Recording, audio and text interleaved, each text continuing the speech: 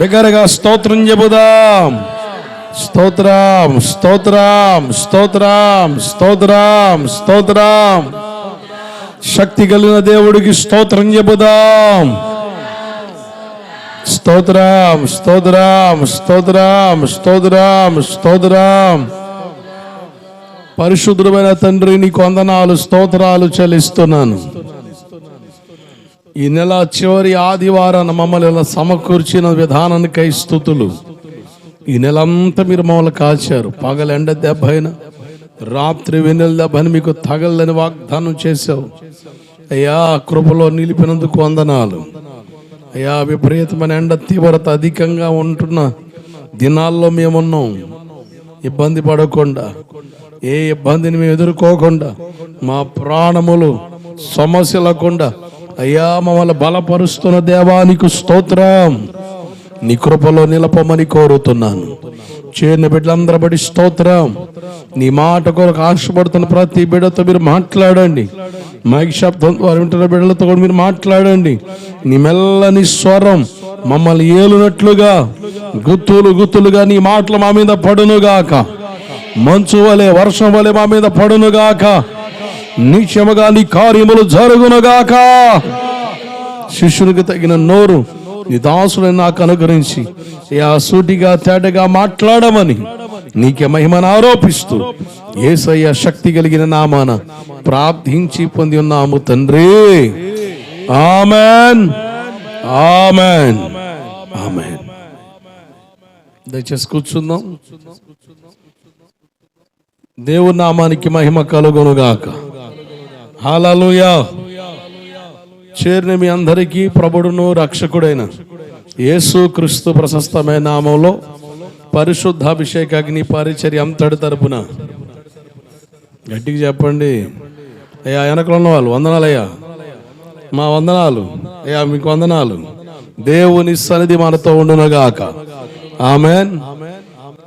గడిచిన వారు 21, 22, 23 తారీఖుల్లో జొన్నలగడ్డలో చక్కగా సువార్త కూడికలు కొనసాగించబడ్డాయి. చక్కగా విస్తారమైన జనాల్ని ప్రభు సమకూర్చారు. 3 దినాల్ని దేవుడు అద్భుతంగా జరిగించారు. 3వ రోజు రాత్రి తెల్లవారుజామున కాస్త వాతావరణ అనుకూలతలో లేని పరిస్థితి కనబడింది. అయినప్పటికీ ప్రభు సహాయం చేసి చక్కగా కూడికలను ఘనంగా జరిపించారు. చాలా చక్కగా దాదాపు ఆ దైవజనులు దాదాపు 2 సంవత్సరాలు అవుతుందయ్యా నేను కూడికలు పెట్టి మరలా నీ ప్రోత్సాహంతో ఈ కూడికలు ఏర్పాటు చేయడానికి ఇష్టపడ్డాను కనుక ప్రార్థనలో ఎదురు చూద్దామని ఆశపడ్డాం. దేవుని మహాకృప బట్టి అనుకున్న దానికంటే అత్యధికంగా ప్రజలను దేవుడు సమకూర్చి ఆ ప్రాంతంలో అభ్యంతరాల మధ్య కొనసాగుతున్న ఆ సేవను దేవుడు మరొక్కసారి ఘనపరిచి ఆయన మహిమను కనపరిచినందుకు దేవుడికి మహిమ కలుగునుగాక. ఆమెన్, హల్లెలూయా. ఈ వారంలో ఈరోజు సాయంత్రం, రేపు, ఎల్లుండ 3 దినాలు దిద్దుబాటు ఉపవాస ప్రార్థనలు జరుగుతాయి మందిరంలో. వాస్తవానికి ఇప్పుడు ఎన్ని కూడికలు కొనసాగించబడుతున్నా మొట్టమొదట దేవుడు నా హృదయంలో పెట్టిన కూడికలు దిద్దుబాటు ఉపవాస ప్రార్థనలు జనవరి నెల, ఏప్రిల్ నెల, అలాగే జూలై, అక్టోబర్, డిసెంబర్. అంటే సంవత్సరానికి 5 సార్లు మనం దిద్దుబాటు కూడికల్లో సిద్ధపాటు కలిగి కొనసాగించబడతా ఉన్నాం. అయితే 7 దినాల ఆత్మీయ క్షేమాభివృద్ధి సహవాస కూడికలు ప్రారంభించబడిన తదుపరి ఈ గుడ్ ఫ్రైడే, ఈస్టర్లు ఏప్రిల్ మాసంలోనే వస్తున్నాయి. మరలా నెల ప్రారంభంలోనే ప్రార్థన కూడికలు జరిగి మరలా నెల చివరిలో మరలా ప్రార్థనలు అంటే దాన్ని భారంగా తీసుకునే పరిస్థితులు ఉంటాయి కదని ఈ ఏప్రిల్ నెలలో జరిగే ఉపవాస ప్రార్థనలు బహిరంగంగా జరిగించకుండా దేవుని సన్నిధిలో కనిపెట్టడం అది మంచిదే కదా. ప్రార్థన చేయడం తప్పేముంది, పైపెచ్చి పనులన్నీ అయిపోయినాయి. ఇక ఈ మే 13వ తారీఖు అంటే అసలు ఈ పని ఏమి ఉండదు, ఒకటే పని. మనకు తెలియదు ఏం కాదు, ఇక ఒకటే పని. ఎలా పాలు ఉండదు, నిద్ర ఉండదు, తిండి ఉండదు, ఒకటే రథంలో ఉండిపోతారు. పల్లెల్లో అయితే చాలా గందరగోళం. కుర్రోళ్ళ నుంచి వెర్రోడు దాకా ఒకటే రథంలో ఉండిపోతారు. కానీ ఖాళీ సమయాలే కదా, ఈరోజు సాయంత్రం కూడిక జరుగుద్ది, రేపు పగలు, రేపు రాత్రి, ఎల్లుండి పగలు, ఎల్లుండి మంగళవారం నెలాఖరు కూడిక. కనుక నెలాఖరు కూడికలో సమకూర్చబడుతూ ఆ ముగింపు కూడికలో మనం ఈ 3 దినాల ఉపవాస ప్రార్థనలు ముగించుకుందాం. కనుక 3 దినాల ఉపవాస ప్రార్థనలు జరుగుతాయి. కనుక ప్రార్థనలు చేద్దాం. జరుగుతున్న ఎలక్షన్స్ నిమిత్తం, అలాగే పరిస్థితులు గందరగోళం కలగకుండా మన గ్రామ క్షేమం కొరకు మనం ప్రార్థన చేద్దాం. దేవుడికి మహిమ కలుగును గాక. ఎవరు గెలిస్తేనే ఎవరు పోతేనే వచ్చేది లేదు, ఊడేది లేదు. బతుకులంతా ఒకే రీతిలో ఉంటాయి, అంతమించి ఏమీ లేదు. కానీ నా బాధ ఏంటంటే మీరు గందరగోళాలై భక్తి జీవితాన్ని, వ్యక్తిత్వాన్ని బజారు పాలు చేయకుండా బతుకుతారని నా ఆశ. ఆమేన్. అంతకుమించి ఏమీ లేదు. దాని కొరకే నా ఉపవాస ప్రార్థనలు. నేను ఇక్కడికి వచ్చిన కాడి నుంచి ఎలక్షన్స్ మూమెంట్లో చేసే ప్రార్థన కూడా అదే. కనుక పలానా పార్టీయే గెలవాలి, పలానా పార్టీ ఓడిపోవాలన్న ప్రార్థనలు, ఇటువంటి పిచ్చి అవార్లు అయితే మనకు లేవు. ఏది వచ్చినా ఏది రాకపోయినా మాకు వచ్చి కొరిగేది ఏమీ లేదు. మనకి మన బతుకులు ఎట్టగే ఉంటాయన్న సంగతి మనకు తెలిసింది, అంతకుమించి ఏమీ లేదు. కానీ నా బాధ ఏంటంటే మీరు ఎక్కడ ఇబ్బంది పడతారు, మీరు ఎక్కడ ప్రాబ్లమ్స్కి వెళ్ళిపోతారన్న ఆలోచనతోనే నా ప్రార్థన. మీరు క్షేమంగా ఉండడం నాకు సంతోషదాయకం, సమాధానం కలుగుంటే ఇంకా సంతోషం. దేవుని నెమ్మది మన కుటుంబాలను ఏలునుగాక. ఆమేన్. పైగా మంచి మండుటెండలు, వేసవి కాలం ఇది. కాసేపు పోతే అసలు బయట రావడానికి కూడా వీల్లేని పరిస్థితి. ఇప్పుడు ఈ నెలలో, ఈ చివరి వారాల్లో ప్లస్ మే ప్రారంభ నెలలోనే అసలు ఎండలు భయంకరంగా ఉంటాయట. ఒక న్యూస్ ఛానల్ అతను ఇచ్చిన రిపోర్ట్ ఏంటంటే అసలు భయంకరంగా ఉంటాయంట. మీకు న్యూస్ ఛానల్ ఇచ్చిన రిపోర్ట్ చూపిస్తున్నాను. ఈ నెల 28, 29, 30, 1, 2 తేదీల్లో వేసవి నేపథ్యంలో 50 డిగ్రీలు చేరుకుని ఉంది. వృద్ధులు, చిన్నపిల్లలు, పెద్దలు ఈ 5 రోజులు బయటికి రాకుండా చూసుకోండి. 5 రోజులే కాదు, మే నెల అంతా కొంచెం జాగ్రత్తగా ఉంటే చాలా బెటరు. విపరీతమైన ఎండలు ముదిరిపోతున్నాయి. అసలు 40కి వచ్చేసింది, 40 దాడుతుంది. ఇక 50 అంటే చెప్పే పని కాదు. ఇక నిప్పుల్లో నడిచినట్టే. కనుక నా బాధ ఏంటంటే ఇక ఈ రథంలో పడి తినడం మానుకుంటారు, నిద్రపోవడం మానుకుంటారు. ఈ వేసవికాలం ఎంత నిద్రపోయినా కూడా సొక్కిపోయి నిద్ర సరిపోవట్లే. ఎంత తిందామన్నా కూడా తినలేకపోతాం, నీరసం ఎక్కువైపోతుంది. వీళ్ళ ఈ 2 చేయరు, అది నా బాధ.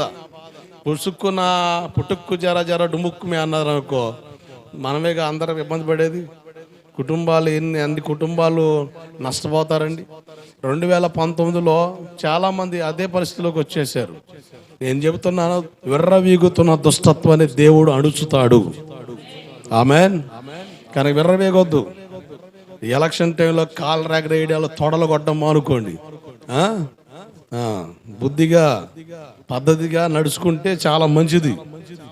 తొడలు కొట్టి కాళ్ళు రేగరేసిన సంగతి ఇక తర్వాత సంగతి మనం చెప్పే పని కాదు. గడిచిన సంవత్సరం ఎలక్షన్లు అయిపోయిన తర్వాత లెక్కింపుకి వచ్చేపాటికి కొంతమంది కనుమరుగైపోయారు. మర్చిపోయారా మీరు? నేను మర్చిపోలే చరిత్ర. గోవిందపురమా, చరిత్ర మర్చిపోకో. చరిత్రను శాసించే దేవుడు ఆకాశమందున్నాడు. ఆమేన్. కనుక విపరీతంగా తాగి ఆరోగ్యాలు పాడు చేసుకోకండి. మరి ముఖ్యం ప్రార్థనలకు వచ్చేవాళ్ళు ఇటువంటి అవకాశాల్లోనే చాలా మంది మనల్ని నెడతారు తాగుడికి. ఆడు తాగడి, ఈడు తాగలేదని. కనుక అటువంటి చాలా జాగ్రత్తగా దూరంగా ఉండండి. భక్తిని పాడు చేసుకోకండి. చక్కగా ప్రార్థన చేసుకోండి. దేవుని సన్నిధి మనతో ఉండునుగాక. ఆమేన్. కనుక ఈరోజు రాత్రి కూడిక కొనసాగించబడుద్ది. నేను దేవుని చిత్తమైతే వింజనంపాడులో జరిగే సువార్త కూడికలో హాజరవుతాను. రేపు రాత్రి సంఘం బండరపాలెం ప్రాంతంలో జరుగుతున్న కూడికలు, చిన్న ఆయన పేరు చిన్నాబ్రహ్మం గారు, ఆ పాస్టర్ గారి సహవాసం జరుగుతున్న కూడికల్లో హాజరవుతాను ఒకరోజు. మరి రావాలని అడిగారు వాళ్ళు. కనుక ఒకరోజు ఆ సోమవారం సాయంత్రం 2 గారు వాక్యం చెబుతారని చెప్పి వాళ్ళు చెప్పిన దాన్ని బట్టి సోమవారం సాయంత్రం అక్కడ ఉంటాను. మంగళవారం మీతోనే ఉంటాను. బుధవారం 1, 2, 3 తారీఖుల్లో కుందుర్తిలో సువార్త కూడికలు జరుగుతాయి. వాటి కొరకు ప్రార్థనలో జ్ఞాపకం చేసుకోండి. 2వ తారీఖు కూడికలో నేను వాక్యం అందిస్తాను. కనుక వాటికి నిమిత్తం ప్రార్థనలో జ్ఞాపకం చేసుకోండి. ఒక మాటలో చెప్పాలంటే ఈ నెలంతా కూడా ప్రతి వారం ఏదో ఒక ప్రాంతంలో సువార్త కూడికలు కొనసాగించబడుతూనే ఉంటున్నాయి. అలాగే మే నెల 6, 7, 8 తారీఖుల్లో ఏల్చూరు, సంతమాగులూరు మండలం, బాపట్ల జిల్లా దైవజనులు యెషయా గారి తరపున 3 రోజుల కూడికలు ఏర్పాటు చేయడం జరిగింది. కనుక ఆ 3 దినాల కూడికల్లో నేను కూడా ఒకరోజు హాజరవుతాను, పగలు రాత్రి. కనుక ప్రార్థనలో జ్ఞాపకం చేసుకోండి. ఈ నెలంతా కూడా ఆల్మోస్ట్ జూన్ 12వ తారీఖు వరకు ప్రతి వారం ఏదో ఒక ప్రాంతంలో సువార్త కూడికలు హాజరవుతా కొనసాగించబడాలి. కనుక ఎండ తీవ్రత అధికంగా ఉంది, సుదీర్ఘ ప్రయాణాలు కొన్ని ఉన్నాయి. అన్నిటి విషయాల్లో దేవుడు సహాయం చేయలాగన ఆయన కృప నాతో ఉండునుగాక. ఆమెన్. జాగ్రత్తగా వాక్య భాగంలోకి వెళ్దాం పిల్లరా. చూడండి ఒకసారి యెషయా పుస్తకం 6వ అధ్యాయం 2వ వచనం. ఒక్కొక్కరికి 6 రెక్కలు ఉన్నాయి. ప్రతి వాడు 2 రెక్కలతో ముఖాన్ని, 2 కాళ్ళను, 2 ఎగురుతా ఉన్నాయి. ఒక అద్భుతమైన దృశ్య కావ్యాన్ని, ఒక చక్కని దర్శనాన్ని యెషయా ప్రవక్త చెప్తా ఉన్నారు. సింహాసనాన్ని పైగా ఎగురుతున్న దూతలు దాని చుట్టూ సంచరిస్తా పరిశుద్ధుడు పరిశుద్ధుడని గాన ప్రతిగానాలు చేస్తున్న ఈ దూతల సమూహం 6 రెక్కలు కలిగి ఉన్నాయి. 2 రెక్కలతో ముఖాన్ని కప్పుకున్నాయి, 2 రెక్కలతో కాళ్ళు కప్పుకున్నాయి. ముఖాన్ని ఎందుకు కప్పుకుని చెప్పాను, కాళ్ళు ఎందుకు కప్పుకుని చెప్పాను. 2 రెక్కలతో ఎగిరి వెళ్ళిపోతున్నాయి. ఎగిరి వెళ్ళిపోయే అనుభవం ప్రతి క్రైస్తవుడు, ప్రతి వ్యక్తి ఎదురు చూస్తున్న అనుభవం. ఒక రోజున మధ్యాకాశంలోకి ఆయన వస్తే మనందరం కూడా ఈ రెప్పపాటున మనం రెక్కలు దాల్చి ఎగిరి వెళ్ళిపోతాం. దేవుడికి స్తోత్రం కలుగునుగాక. హల్లెలూయా. చాలా మంది కనుమరుగైపోతారు. ఎగిరి వెళ్ళే అనుభవం చాలా విలువైంది. ఎగిరి వెళ్ళిపోయే అనుభవంలోకి మనం రావాలి. ఇదే మన ముఖ్య ఉద్దేశం. క్రైస్తవులు అందరూ ఎదురు చూసే ఒక ముఖ్య ఆలోచన ఏంటంటే ఒక రోజున మనం ఎగిరి వెళ్ళిపోతాం. కొంతమంది కంగణం కట్టుకొని న్యూస్ ఛానల్ కాడ కూర్చొని క్రైస్తవులు లేకుండా చేయాలి గందరగోళంగా మాట్లాడే వాళ్ళు ఉన్నారు. నేను వాళ్ళతో చెప్పే మాట ఏంటంటే మీరేం కంగారు పడవద్దు, మీరేమి ప్రయోగాలు చేసి తిప్పలు తెచ్చుకొని పరిస్థితులు వద్దు. ఒక రోజున మీరు వద్దన్నా కూడా మేము వెళ్ళిపోతాం. దేవుడికి స్తోత్రం కలుగునుగాక. హల్లెలూయా. అప్పుడు ఉండరా బాబా అని కూడా ఉండం, నువ్వు ఉండరా నాయన అన్న కూడా ఉండం. రెప్ప పాడిన ఎగిరి వెళ్ళిపోతాం. కనుక క్రైస్తవం యొక్క ముఖ్య ఉద్దేశం ఇదే. ఒక రోజున యేసుతో పాటు మనం వెళ్ళిపోతాం. ఆయన మన కొరకు రాబోతున్నాడు. కనుక జాగ్రత్త. ఎగిరి వెళ్ళిపోయే అనుభవంలోకి రావాలంటే యోబు గ్రంథం 34:20 ప్రకారంగా బలవంతులే దైవికంగా కొనిపోబడతారు అన్న మాట ప్రకారంగా ఒక వ్యక్తి ఎగిరి వెళ్ళాలంటే బలం కావాలని, ఏ రకమైన బలం కావాలో మాట్లాడుతూ చాలా అద్భుతమైన విషయాలు మనం నేర్చుకుంటా ఉన్నాం. ఎస్తేరు పుస్తకం 10వ అధ్యాయం 2-3 వచనాల ప్రకారంగా ఒక సామాన్యమైన వ్యక్తి గురించి దేవుడు మాట్లాడుతున్నాడు. మొర్దుకై బలమును గురించి, శాంసన్ బలమును గురించి. అంటే ఓ బలాఢ్యుడు కదా, శూరుడు కదా, ఒక చేత్తో 1000 మందిని కొట్టినోడు కదా అని మనం ఆశ్చర్యచితులవచ్చు. కానీ ఒక ద్వారపాలకుడు ఒక సామాన్య వ్యక్తిని పట్టుకొని మొర్దుకై బలమును గురించి అన్నాడు. అంటే మొర్దుకై ఏ రకమైన బలం కలిగి ఉన్నాడు అన్న విషయాలు మనం ధ్యానం చేస్తూ, మొర్దుకై బెన్యామీను గోత్రికుడని, బెన్యోని గురించిన ప్రార్థన చేసే వ్యక్తి మనకు కనబడుతున్నాడని. అంటే నీ కొరకు ప్రార్థించే వ్యక్తి ఉండాలి. దైవజనుడు ఎందుకయ్యా అంటే నీ కొరకు ప్రార్థించే వ్యక్తి, నీ మీద ఉగ్రత రాకుండా నీ పక్షాన్ని నిలబడి ఆ ఉగ్రతను అడ్డుకునే వ్యక్తి దైవజనుడు. సేవకుడిని దేవుడు ఇచ్చాడు. కారణం ఏంటంటే నీ ఉగ్రతకి గురి కాకుండా నీ పక్షాన మొరపెట్టే వ్యక్తి దైవజనుడు. నీ ఉగ్రత పాలవకుండా, ఆ ఉగ్రత నీ మీద రాకుండా అడ్డం పడేవాడు ఎవడనున్నాడంటే అతని పేరు బైబిల్లో చెప్పబడుతున్న మాట దైవజనుడు. దేవుడికి స్తోత్రం కలుగునుగాక. కనుక దైవ సేవకుడు నీకు ఉండాలి. నీ కొరకు ప్రార్థించే దైవజనుడు నీకు ఉండాలి. బోధకులు 100 మంది, 1000 మంది, 10,000 మంది నీకు ఉండొచ్చామా కానీ తండ్రి ఒక్కడే. నీ కొరకు ఉగ్రతను అడ్డుకొని ఒక వ్యక్తిని కొనడం నీకు మేలు. దేవుడికి స్తోత్రం కలుగునుగాక. హల్లెలూయా. ఈ సత్యం ఎరగని వాళ్ళు చాలా మంది నికరం లేకుండా తిరుగుతుంటే వాళ్ళు ఉంటారు. స్థిరత్వం ఉండదు, భక్తి జీవితంలో ఆధ్యాత్మిక పరిపక్వత ఉండదు. 6 నెలలకు ఒకసారి మారుతున్న వాళ్ళు ఉంటారు, వారం ఒక చర్చి మారే వాళ్ళు ఉంటారు. అంటే వీళ్ళకి ఎక్కడైనా దేవుడే కదండి, ఎక్కడైనా దేవుడే కదా. క్రమం ఎరగని వాళ్ళు మాట్లాడే మాటలు, ఏదైనా చర్చిగా గమనం లేకుండా మాట్లాడే మాటలు ఇవి. దేవుడు ఒక క్రమాన్ని పెట్టాడు, ఒక నియమాన్ని పెట్టాడు, ఒక పద్ధతి పెట్టాడు. ఆ క్రమాన్ని ఎరిగిన వ్యక్తికి అర్థమైంది ఏంటంటే, నా కొరకు ప్రార్థించే వ్యక్తి నాకు ఉండాలి. దేవుని ఉగ్రత నా మీద రాకుండా నా పక్షాన చేతులెత్తి ఒక వ్యక్తి నాకున్న మేలనుకున్న వ్యక్తి ఖచ్చితంగా ఒక సహవాసానికి, ఒక దైవజనుడికి అనుసంధానమై బ్రతుకుతాడు. దేవుడికి స్తోత్రం కలుగునుగాక. హల్లెలూయా. 2వ కారణం ఎస్తేరు పుస్తకం 2వ అధ్యాయం 21-22 వచనం ప్రకారంగా, మొర్దెకై ద్వారపాలకుడిగా ఉన్నప్పటికీ నమ్మకస్తుడిగా పనిచేశాడు. రాజు ప్రాణాలు కాపాడాడు, నమ్మకస్తుడిగా కనబడుతున్నాడు. మొర్దెకై బలం నమ్మకత్వం. సామెతలు 28:20 ప్రకారంగా నమ్మకస్తుని మెండైన దీవెనలు కలుగుతాయని. ఏ విషయాలు నమ్మకంగా ఉండాలి?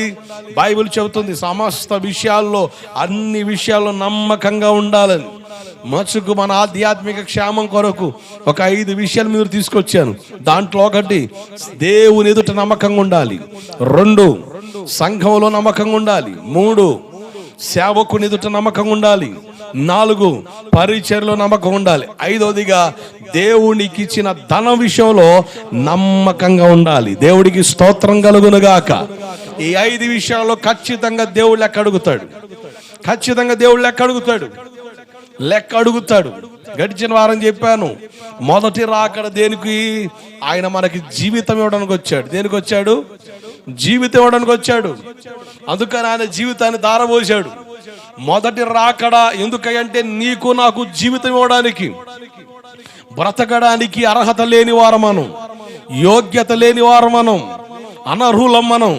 కానీ మనకి జీవితాన్ని ఇవ్వడానికి ఆయన జీవితాన్ని ధారపోశాడు.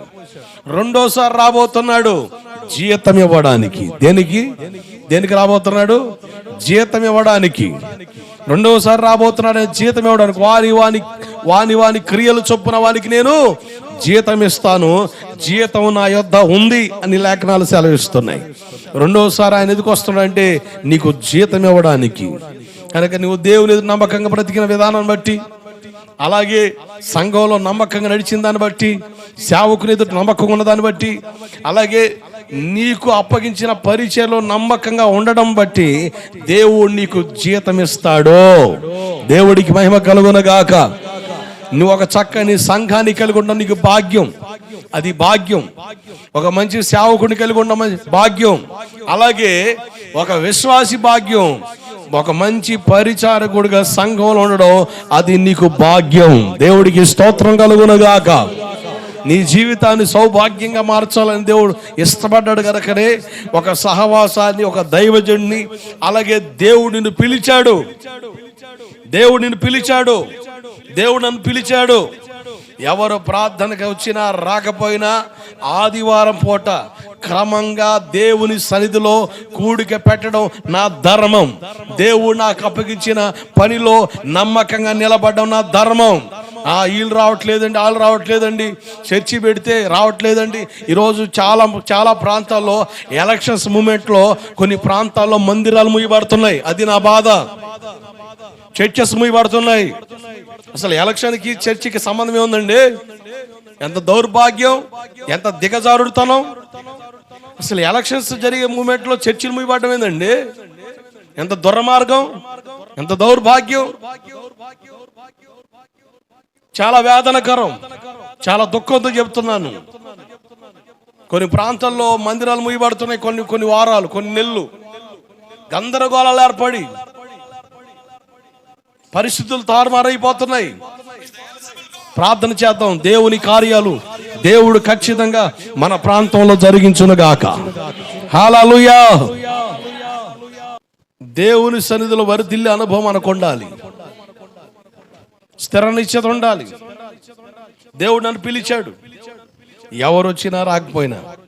నేను చాలాసార్లు చెప్పాను, మా అన్న హబకుక్కు, ఏ కుక్కు చెప్పండి? అబ్బా కుక్కు, అబ్బా కుక్కు. ఏమన్నా మా అబ్బ కుక్కు అన్నా? ద్రాక్ష చెట్టు ఫలించకపోయినా, అంజూరపు చెట్టు కాపు కాకపోయినా, చేనిలో పంట చేతికి రాకపోయినా, పశుశాలలో పశువులు లేకపోయినా, నేనును యెహోవా యందు ఆనందిస్తాను అన్నాడు. హల్లెలూయా, హల్లెలూయా.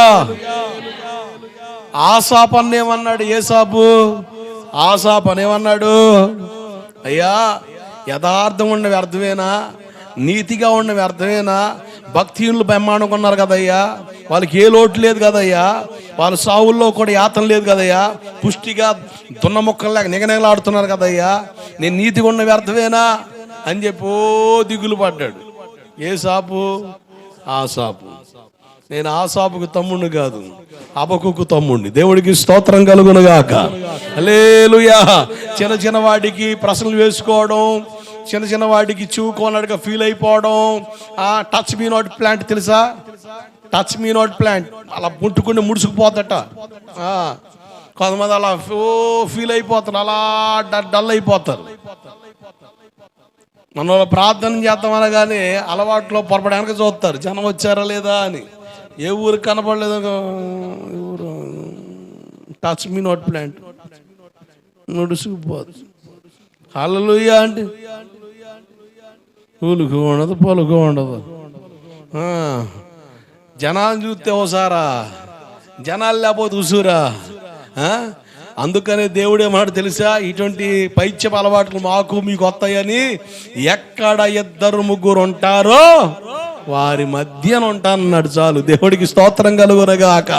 10,000 మంది ఉన్న కాడే ఉంటాను రయ్యా, 2,000 మంది ఉంటేనే ఉంటానయ్యా అని లెక్క చెప్పుంటే మనం తెప్పలు పడాల్సి వచ్చేది.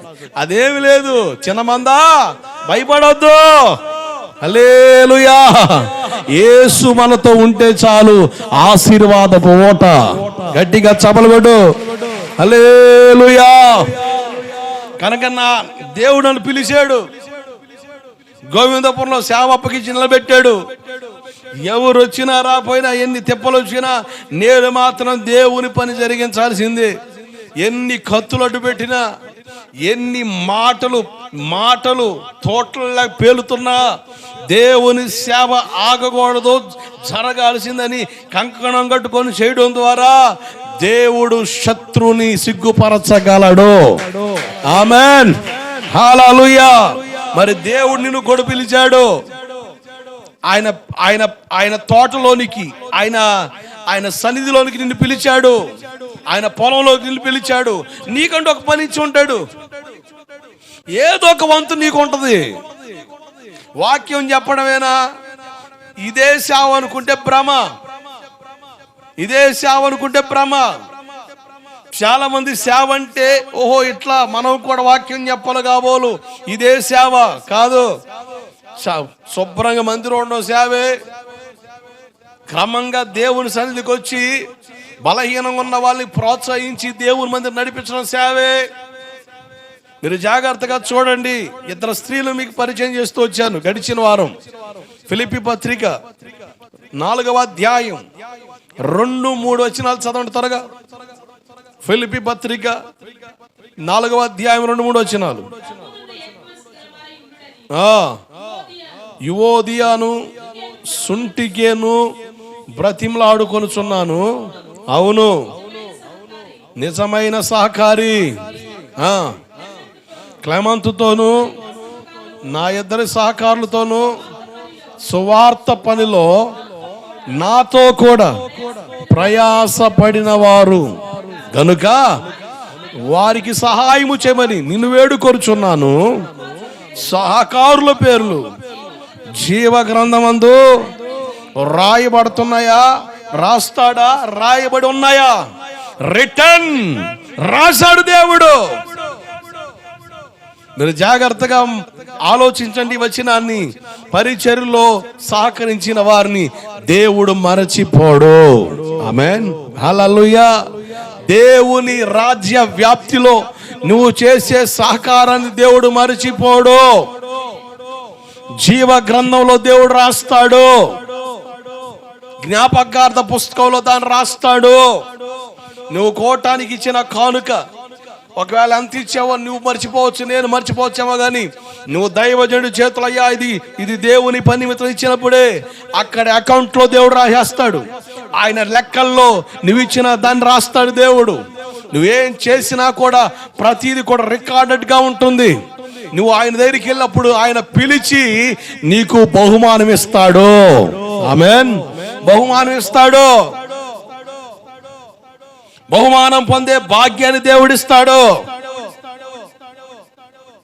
ఏమండి, బైబిల్లో ఒక సందర్భం ఉంది. మధ్య ఆకాశంలో వివాహ మహోత్సవం జరుగుద్ది. 7 ఏండ్లు విందని. ఎన్ని సంవత్సరాలు? 7 సంవత్సరాలు. ఎవరిని పెళ్లి చేసుకోబోతున్నాడు ఆయన? ఏమండి అంటే ఏలయ్య గారు, ఎవరిని పెళ్లి చేసుకోబోతున్నాడు ఆయన? అయ్యా, ఎవరిని పెళ్లి చేసుకోబోతున్నాడు ఆయన? మాట్లాడండి. ఏమోనండి, ఆ విషయం నాకు అర్థం కాలేదు. సంఘాన్ని ఆయన పెళ్లి చేసుకోబోతున్నాడు. ఎవరిని? సంఘం అంటే మనమే. నాకు డౌట్ అండి, ఇప్పుడు సంఘాన్ని పెళ్లి చేసుకుంటాడు ఆయన, మరి 7 ఏండ్ల విందులో మరి ఇప్పుడు పెళ్లి కూతురు ఉందనుకోండి, పెళ్లి కొడుకు పక్కన ఉంటుంది, భోజనాలు చేసే వాళ్ళు భోజనాలు చేస్తుంటారు. మరి సంఘాన్ని పెళ్లి చేసుకుంటే మరి భోజనాలు చేసేది ఎవరో? అబ్బా, ఎక్కడో తేడా పడిందే. ఇప్పుడు సంఘాన్ని, ఇప్పుడు వధువు సంఘాన్ని ఆయన పెళ్లి చేసుకుంటాడు. ఇప్పుడు మనందరూ ఆయన పక్కన ఉన్నాం అనుకోండి, మరి 7 ఏండ్ల విందులో ఎవడు భోజనం చేస్తాడు? 7 ఏండ్ల విందులో ఎవడు భోజనం చేస్తాడు? అబ్బా, ఈ ప్రశ్న నాకు ఇంతవరకు రాలేదే. నోట్ దిస్ పాయింట్, ఎవరు అన్నారు అన్నట్టు చూస్తున్నారు మీరు. అసలు ఎవరు భోజనం చేసేది? పరలోకంలో 3 స్థానాలు ఉన్నాయి. ఒకటి సియోను, దేవుడు ఉండే స్థలం అది. 2 నూతన యెరూషలేము, నూతన యెరూషలేము. 3 కొత్త ఆకాశము, క్రొత్త భూమి. దాదాపు 4 స్థలాలు కనబడుతున్నాయి. సియోను, నూతన యెరూషలేము, క్రొత్త ఆకాశము, క్రొత్త భూమి. ఇప్పుడు క్రొత్త భూములు ఎవరుంటారు? క్రొత్త ఆకాశంలో ఎవరుంటారు? నూతన యెరూషలేములో ఎవరుంటారు? సియోన్లో ఎవరుంటారు చెప్పగలను. ప్రతిష్టత కలిగి, స్త్రీ సాంగత్యం ఎరగకుండా దేవుని కొరకు తమ జీవితాన్ని దారబోసుకున్న వాళ్ళు, ఈ ప్రతిష్టత కలిగిన వాళ్ళు ఎక్కడ ఉంటారు? సియోనులో ఉంటారు. ఇది సియోను ప్రతిష్ట అంటారు బైబిల్లో. ఇప్పుడు బైబిల్లో ఎస్తేరు రాణి చరిత్ర మనకు తెలుసు. ఎస్తేరు రాజు పక్కన స్థానం సంపాదించుకోవడానికి 6 నెలలు శుద్ధీకరణ జరిగింది. రాణి అగు స్థాయి వచ్చేంత వరకు వాళ్ళని సిద్ధపరిచి నిలబెట్టారు. రాజు కోరుకున్నాడు వారిలో ఒకరిని, వారు రాజు పక్కన కూర్చున్నారు. మిగతా వాళ్ళు భోజనం చేసి ఆడికెళ్ళారు, ఇంటికి పోయారు. దేవుడికి స్తోత్రం కలుగునుగాక. మనలో కూడా స్థాయిలు ఉంటాయి. విశ్వాసి అవిశ్వాసి అన్నట్టుగా కొంతమంది భక్తి జీవితంలో రాణి అంతగా సిద్ధపాటులోకి వస్తారు. రాణి స్థానంలోకి వచ్చి అంత సిద్ధపాటులోకి వచ్చిన వారు ఆయనతో పాటు వివాహ వ్యవస్థలో ఉంటారు. మిగతా వాళ్ళు భోజనం చేసి పక్కన నిలబడాల్సిందే. దేవుడికి స్తోత్రం కలుగునుగాక. హల్లెలూయా. మీరు జాగ్రత్తగా చూడండి, బైబిల్ గ్రంథంలో చాలా సంవత్సరం 1000 ఏళ్ల పరిపాలన అయిన తర్వాత మళ్ళా సైతాన్ కంటే దేవుడు వదిలిపెడితే గోగు మాగోగులు రేజ్ అయ్యి కొంతమంది పక్క లాక్కొస్తారు. అంటే రక్షించబడి ఎత్తబడినప్పటికీ ఇంకా కొంతమంది బలహీనలు ఉంటారు, వాళ్ళు మరలా సైతాను గాడికి ఈజీగా ప్రేరేపితమైపోతారు. 1000 ఏండ్ల పరిపాలన అయిన తర్వాత బంధింపడ్డ సైతాన్ని మరలా వదిలిపెడితే వాడు కనుసైగలకి గోగు మాగోగులు ఆకర్షితులై వాడితో పాటు కొంతమంది పక్క వస్తారు. వాళ్ళందరి పక్కకు నెట్టి అప్పుడు ధవల సింహాసనం ఎదురు తీసుకొని వస్తాడు దేవుడు. దేవుడికి స్తోత్రం కలుగునగా. చాలా ప్రాసెస్ ఉంది. నేనంటాను, మనం రాణి అగునంతగా సిద్ధపరచబడాలి. సిద్ధపాటు చాలా అవసరం. మనం సిద్ధపాటులో మనం కొనసాగించబడితే మనం టార్గెట్కి, ఇప్పుడు చదువుకొని పిల్లలు చూడండి, డిస్టిక్ లెవెల్ కొట్టాలని ప్రయత్నం చేస్తారు. డిస్టిక్ జిల్లా స్థాయిలో ర్యాంక్ కొట్టాలని. ఈ జిల్లా స్థాయిలో ర్యాంక్ కొట్టాలని తిప్పలబడ్డోడు కనీసం తేడా పడ్డా ఏ స్థాయిలోకి వస్తాడు వాడు? డిస్టిక్ జిల్లా స్థాయిలోకి రాకపోయినా మండల స్థాయిలోకి వస్తాడు వాడు. మండల స్థాయిలోకి వస్తాడు. నువ్వు ఏకంగా పాస్ అయితే చాలని రాసావనుకో, ఫెయిల్ అయ్యావనుకో మరలా రాయాల్సిందే. పాస్ అయితే చాలు రాయ్యా, 35 చాలు మన బతుకు అనుకొని రాసావనుకో, పుసుక్కున తేడా పడితే సబ్జెక్టులు మిగులుతాయి. కనీసం ఫస్ట్ ర్యాంక్ కొట్టాలని ప్రయత్నం చేస్తే సెకండ్ ర్యాంక్ అని వస్తుంది.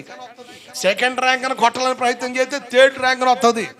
థర్డ్ ర్యాంక్ అని కొట్టాలని ప్రయత్నం చేస్తే పాస్ అవుతావు. అట కాకుండా సరిలే ఏదో ఒకటి జరుగుద్దిలే, నా బతుకు తెల్లారుద్దిలే, నా తలరాత, నా గీత, నా రోత, నా బాధ అని చెప్పి నువ్వు చెప్పుకొని రాసేవనుకో సబ్జెక్టులు మీ విద్య చేసేది ఏమీ లేదు. నేను అనేది ఏంటంటే, ముందుగా మన టార్గెట్ ఉండాలా. కనీసం ఆ టార్గెట్లు ఉంటే కనీసం అది రీచ్ అవ్వకపోయినా ఏదో ఒక స్థానంలో రీచ్ అవ్వగలుగుతాం. ఆ వైరాగ్యం, ఆసక్తి మనలో ఉండాలా.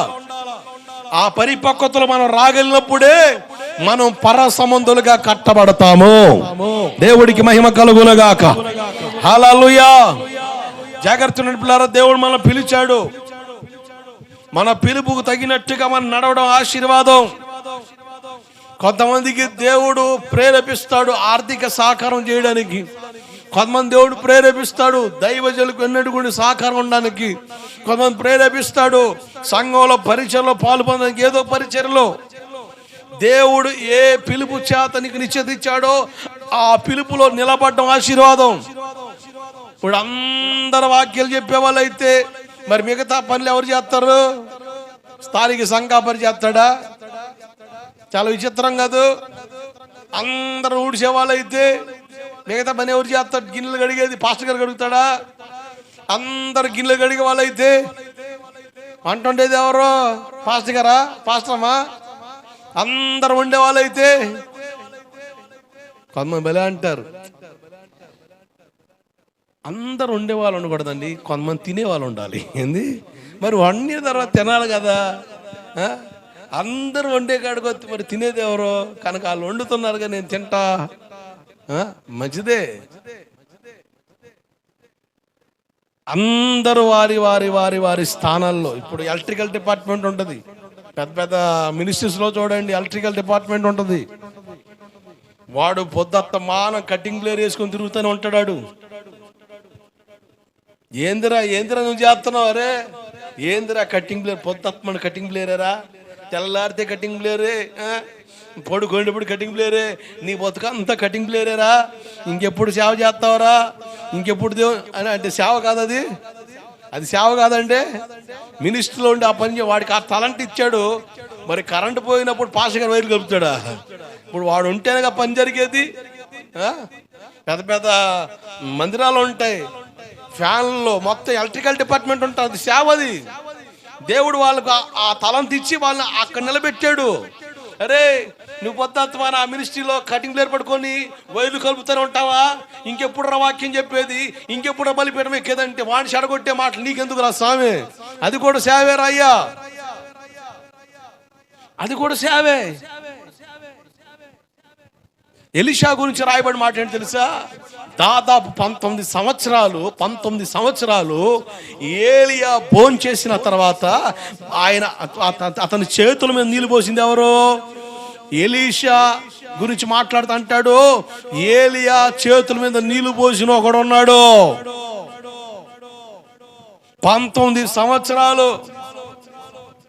అరే 300 ఎకరాల ఆసామి, ఇల్లు వదిలిపెట్టొచ్చావు, అన్ని వదిలిపెట్టొచ్చావు, ఏందిరయ్యా ఎక్కడికి వచ్చావు నువ్వు? ఆయన అన్నం భోజనం చేస్తే ఆయన చేతుల మీద నీళ్ళు పోసేది ఏందిరా సామె? ఇదేం సేవరా బాబు అంటే అది కూడా సేవలో ఒక భాగమే. నమ్మకత్వాన్ని కనపరచడం చాలా అవసరం. నమ్మకత్వాన్ని కలిగి బ్రతకడం చాలా అవసరం.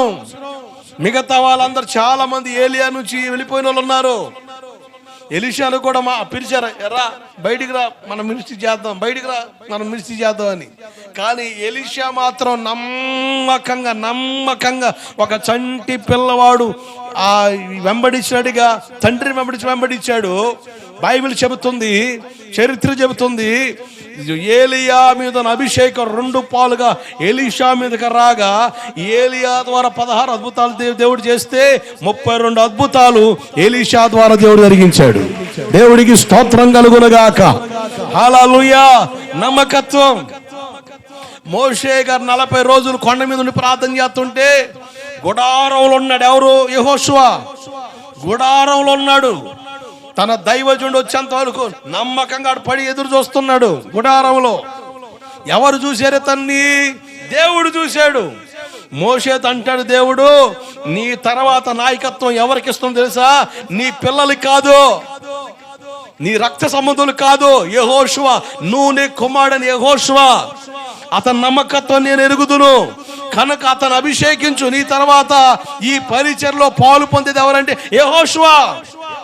యెహోషువ నాయకత్వం వచ్చినప్పుడు ఇశ్రాయేలు పెద్దలు నవ్వారు, ఈడు నడిపిస్తాడా, ఈడు ఏం చేస్తాడు రా నాయనని. కానీ ఆశ్చర్యం తెలుసా? దేవుడు వాగ్దానం చేశాడు, నేను నిన్ను గొప్ప చేస్తాను అని. దేవుడికి స్తోత్రం కలుగునుగాక.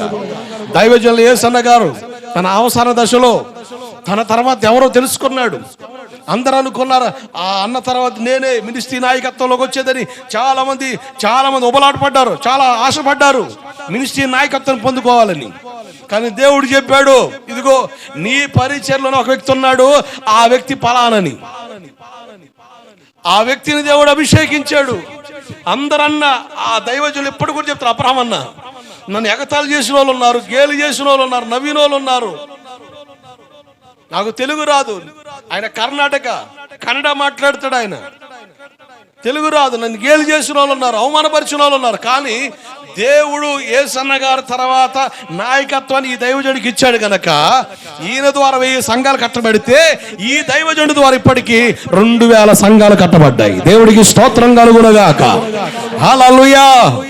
అంటే దేవుని ఏర్పాటు గొప్పగా ఉంటుంది.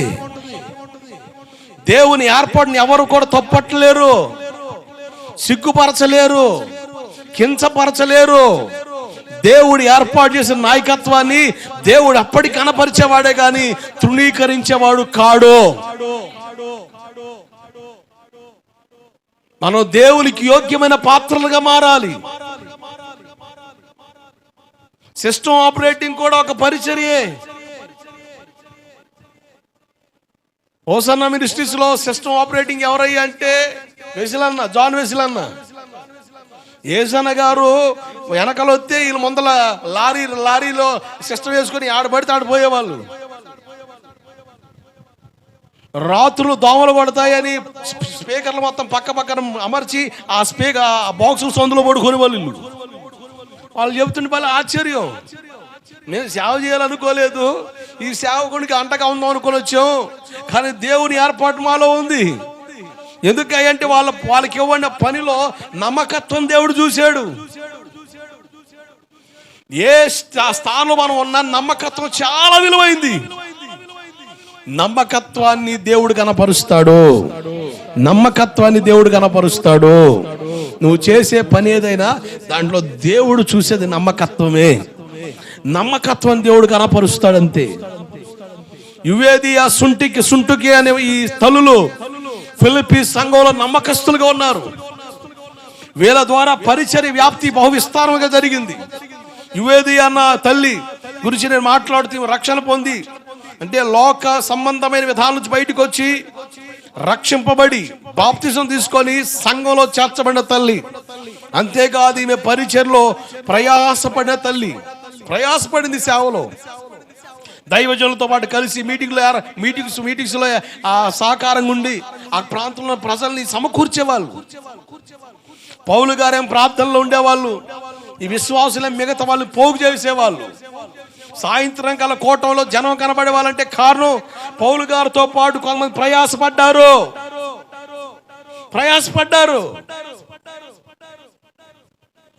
పౌలు గారితో పాటు సమకాలికులుగా దేవుని పనిలో తమ వంతు వాళ్ళు నిర్వహించారు కనుక సాయంత్రం వీళ్ళు ప్రార్థనలు చేసి వాక్యం సిద్ధపరచుకొని వాళ్ళ కోట మనకి పాటికి జనాలు సమకూర్చబడేవాళ్ళు.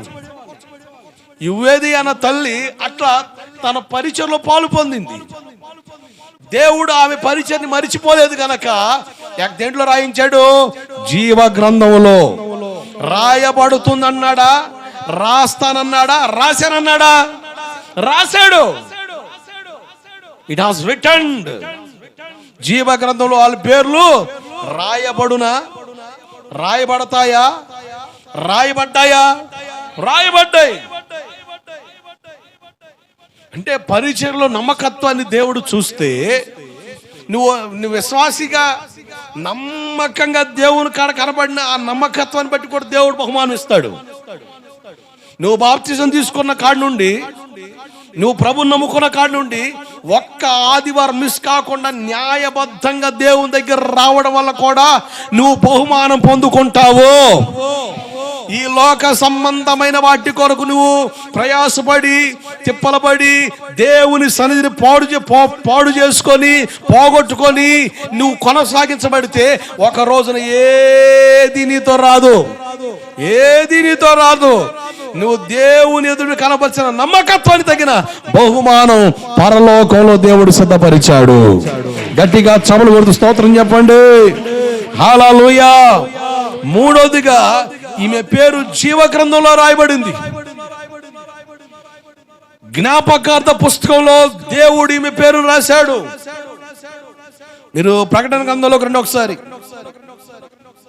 ప్రకటన గ్రంథం 20వ అధ్యాయం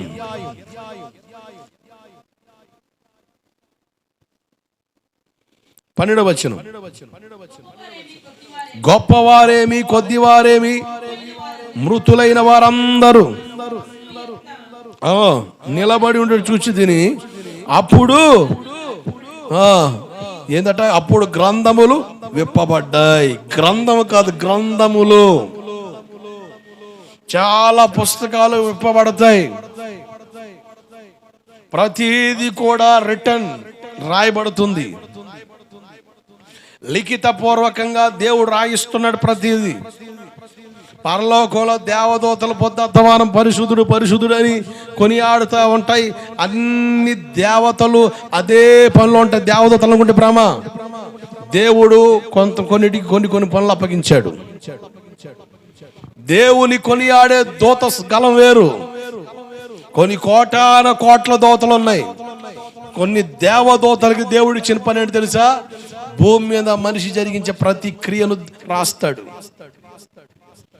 ఈ నెల ఈరోజు నువ్వేం చేస్తున్నావు మొత్తం రాస్తాడు దూత. రిటర్న్ రాస్తాడు. నీ బయోగ్రఫీ మొత్తం అక్కడ ఉంటది. పిన్ టు పిన్ మొత్తం అక్కడ ఉంటది. కొన్ని పుస్తకాలు తెరబడతాయి. జీవ గ్రంథం ఒకే పేరు మనకు తెలుసు, కానీ బైబిల్లో జ్ఞాపకార్థ పుస్తకం ఒకటి ఉంది. మీరు మలాకి 3:16 చూడండి. అక్కడ ఆ పుస్తకం కనబడుద్ది. మలాకి 3:16. మలాకి 3:16.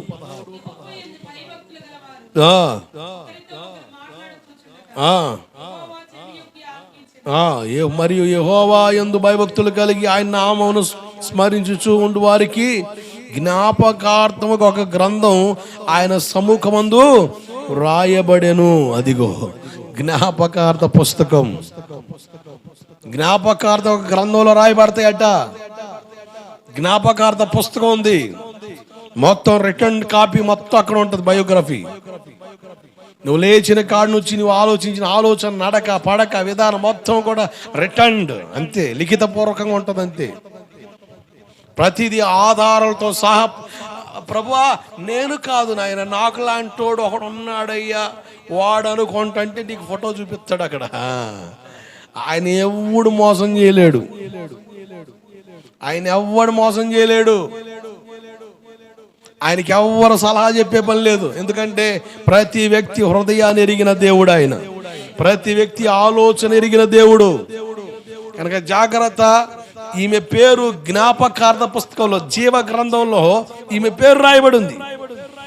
దేవుని కొరకు మనం చేసిన ప్రతి కార్యం దేవుడు ఆయన లెక్కల్లో రాసుకుంటాడు. అకౌంట్స్ ఉంటాయి ఆయన కాడ కూడా, అకౌంట్ బుక్ ఉంటుంది. నువ్వు ఇచ్చే ప్రతి కానుక, ప్రతి పైసా దేవుడు పిన్ టు పిన్ రాస్తాడు, పిన్ టు పిన్ రాస్తాడు. ప్రతిదీ అకౌంట్ ఉంటుంది. నువ్వు దేవుని కొరకు ఎంత ఖర్చు చేస్తున్నావు, నీ కొరకు నువ్వు ఎంత ఖర్చు చేస్తున్నావు, దేవుడు నీకు ఈ రోజు ఎంత డబ్బు ఇచ్చాడు నీకు తెలియకపోవచ్చు, కానీ దేవుడు తెలుసు. ఎంత డబ్బులు ఇవ్వబోతున్నాడు దేవుడు తెలుసు. దాన్ని నువ్వు ఎలా ఖర్చు చేస్తున్నావో కూడా లెక్క రాస్తాడు. చార్లెస్ ఫెన్నీ అకౌంట్ తీస్తే, ఇదిగో దేవుని సేవకుడుకు దేవుడు ఎంత ఇచ్చాడు, ఇతని అవసరాల కొరకు ఎంత వాడాడు, ఇతను లగ్జరీ లైఫ్ కొరకు, లగ్జరీగా సరదాగా ఎంజాయ్మెంట్ కొరకు వాడిన అమౌంట్ ఎంత, ఇతని వ్యక్తిగత అవసరాలకు వాడిన అమౌంట్ ఎంత, అలాగే కుటుంబ అవసరాలకు వాడిన అమౌంట్ ఎంత, సేవకు ఎంత వాడాడు, ఇవన్నీ కూడా పిన్ టు పిన్ ఉంటాయి, పిన్ టు పిన్ రాయబడతాయి. అందుకని ఐదోదిగా మనం నేర్చుకోబోతున్న విషయం ఏంటంటే, మనకి దేవుడిచ్చిన డబ్బు విషయంలో కూడా నమ్మకస్తులుగా ఉండాలి. ఆమేన్. దేవుడే డబ్బు ఇస్తున్నాడు నీకు. నీ బలమో, నీ టాలెంటో, నీకున్న చాకచక్యమైన విధానంలో కాదు. దేవుడు కనికరిస్తేనే, అనుమతిస్తేనే ₹1 నీ చేతిలోకి వస్తుందని మర్చిపోవద్దు. దాని విషయంలో కూడా దేవుడు లెక్క అడుగుతాడు. డబ్బు విషయంలో కూడా దేవుడు లెక్క అడుగుతాడు. ఎలా ఖర్చు పెడుతున్నావు, ఎంత ఖర్చు చేస్తున్నావు, ఏమవుతుంది, ఎంత వృధా చేస్తున్నావు, ఎంత వేస్ట్ చేస్తున్నావు, ప్రతిది కూడా దేవుడు లెక్క అడుగుతాడు. ఈ డబ్బు గురించిన లెక్కలు నేను తర్వాత సబ్జెక్టులు చెప్తా, తర్వాత టాపిక్లు నేర్చుకుందాం. ఈ విషయం తెలిసినోడు అసలు ₹1 ఖర్చు పెట్టాలన్నా ప్రార్థనా పూర్వకం ఖర్చు పెడతాడు. అంతే నేను నేర్చుకున్న సత్యం అది. అసలు దొరికిందిలే, ఏమొదలే, మన డబ్బులు కదా, సరదాగా తిందాం, సరదాగా పోయి వద్దాం, సరదాగా వెళ్ళి వద్దాం, సరదాగా కొనుక్కొద్దాం. ఓ పాస్టర్ గారు మీటింగ్స్ మేము హాజరయ్యాం. వాళ్ళ రూమ్ మాకు ఇచ్చారు. పాస్టర్ గారు బీరువా ఇస్తే ఆయన వేసుకునే సాక్సులు ఇన్నున్నాయంట. సాక్సులు ఆయన వేసుకునే అంగీలు ఇన్నున్నాయి. పాస్టర్ గారు చీరలు ఇన్నున్నాయి. మా పాస్టర్ అంటది, నీకు 2 జతలు తప్ప ఇంకేమి లేవుగా. ఆయన చూడు ఎన్ని కొనుక్కున్నాడు. కొనుక్కోవచ్చుగా, సాక్షులు 5-6 కొనుక్కోవచ్చుగా. కొనుక్కోండి, పెద్ద లెక్కే ఉంది. కానీ దేవుడు లెక్క అడిగేటప్పుడు చెప్పాలిగా, నసుగు లేకుండా. నన్నే కాదు, మిమ్మల్ని కూడా లెక్క అడుగుతాడు. ఎవరంతా లేకుండా డబ్బులు ఓరకని వృధా చేయకండి. నీ కష్టార్జితం నిత్యముగా నువ్వు అనుభవించుదువుగాక. ఆమేన్. దాంట్లో సందేహం లేదు. ఒక నడక, ఒక విధానం, ఒక పద్ధతి ఉన్నప్పుడు దేవుని ఆశీర్వాదం చూస్తాం. అంతే. అప్పుల పాలు కాకుండా, తిప్పలు పడకుండా సమయోచితమైన జ్ఞానంతో దేవుడిని నడిపిస్తాడు. అసలు నీ లైఫ్లో అప్పు ఉండదు. పలానా చోట వడ్డీ తెచ్చానండి, వడ్డీ కట్టాలని అన్న లిస్ట్ ఉండదు. అది రూపుమాపేస్తాడు దేవుడు, కొట్టేస్తాడు దేవుడు. నిజం, అద్భుతం. ఆ జ్ఞానం దేవుడు ఇవ్వాలి. ఆర్థిక పరమైన జ్ఞానం ప్రతి స్త్రీకి అవసరం, ప్రతి పురుషునికి అవసరం. కొన్ని ఇళ్లల్లో ఆడోళ్ళు ఖర్చు పెడతారు, కొన్ని ఇళ్లల్లో మగోళ్ళు ఖర్చు పెడతారు, కొన్ని ఇళ్లల్లో ఈ పెద్ద తలకాయలు ఖర్చు పెట్టరు, కానీ పిల్ల తలకాయలు ఖర్చు ఎక్కువ ఉంటుంది. ఎక్కడో ఒక చోట కాకెత్తికి వెళ్ళిపోయినట్టు ఎత్తిపోతుంటది డబ్బు. అటువంటి పరిస్థితులు కలగకుండా, నీ కష్టార్జితం సంచికి చిలుపడకుండా దేవుని ఆశీర్వాదం ఉండాలి. హల్లెలూయా, హల్లెలూయా. దేవుడు మనం చేసే ప్రతిదీ రాస్తాడు. మీరు అపోస్తుల కార్యం 10వ అధ్యాయం 4వ వచనం చూడండి. అపోస్తుల కార్యగ్రంథం 10వ అధ్యాయం 4వ వచనం కొర్నేలు గురించి అక్కడ ప్రస్తావిస్తూ దేవుని దూత చెబుతున్న మాట, భయపడి ప్రభువా, అందుకు దూత నీ ప్రార్థనలు నీ ధర్మ కార్యాలు దేవుని సన్నిధికి జ్ఞాపకార్థంగా చేరాయి. మన ప్రార్థనలో కూడా ఆడ చేరాలి, దేవుని సన్నిధికి చేరాలి. మనం చేసే ధర్మ కార్యాలు కూడా ఆడ చేరాలి, దేవుని ఎదురుకి చేరాలి. అది మనకి అక్కడ ప్రయోజనం, అక్కడ మనకు ప్రయోజనం. మన ధర్మ కార్యాలు, మనం పుణ్యకార్యాలు చేస్తాం. కొంతమందికి జాలి కలిగి కొంతమంది మనం ఎంత కొంత పడుకునే వాళ్ళు ఉంటారు. రాగానే ఒక 20 రూపాయలు 30 రూపాయలు 10 రూపాయలు ఎంత కొంత వాళ్ళు చేతులు పెడతా ఉంటాం. ప్రతిదీ కూడా ఆయన పిన్ టు పిన్ రాస్తాడు. పైన జ్ఞాపకార్థంగా చేరాయి. దేవుడు ఏది మర్చిపోడు. నువ్వు చేసే ప్రార్థన కూడా జ్ఞాపకార్థ పుస్తకంలో ఉంటుంది. నువ్వు చేసే ధర్మం, నువ్వు చేసే సహాయం, నువ్వు ఇచ్చే కానుక, నువ్వు ఇచ్చే సహాయం ప్రతిదీ కూడా ఆయన రాస్తాడు. నేను అంటాను, ఈ భూమి నువ్వు ఏది సంపాదించుకున్నా తిరిగి సమకూర్చుకోలేవు, దాన్ని పట్టుకొని పోలేవు. నేను అంటాను, ఒక మంచి సూక్తు, ఒక విధానం దేవుడు మనకి ఇచ్చాడు. ఏంటి తెలుసా? ఈ భూమి మీద వేటి ఖర్చు చేస్తే పరలోకంలో దేవుడు మన బహుమానం ఇస్తాడో వాటికి మనం కొంత ఖర్చు పెట్టగలిగితే, మనం కొంత ప్రయాసపడగలిగితే, ఈ భూమిని విడిచి లోకాన్ని విడిచి వెళ్ళిపోయిన తర్వాత దేవుడు మనల్ని పిలిచి మనకి బహుమానం ఇస్తాడు. దేవుడికి స్తోత్రం కలుగునుగాక.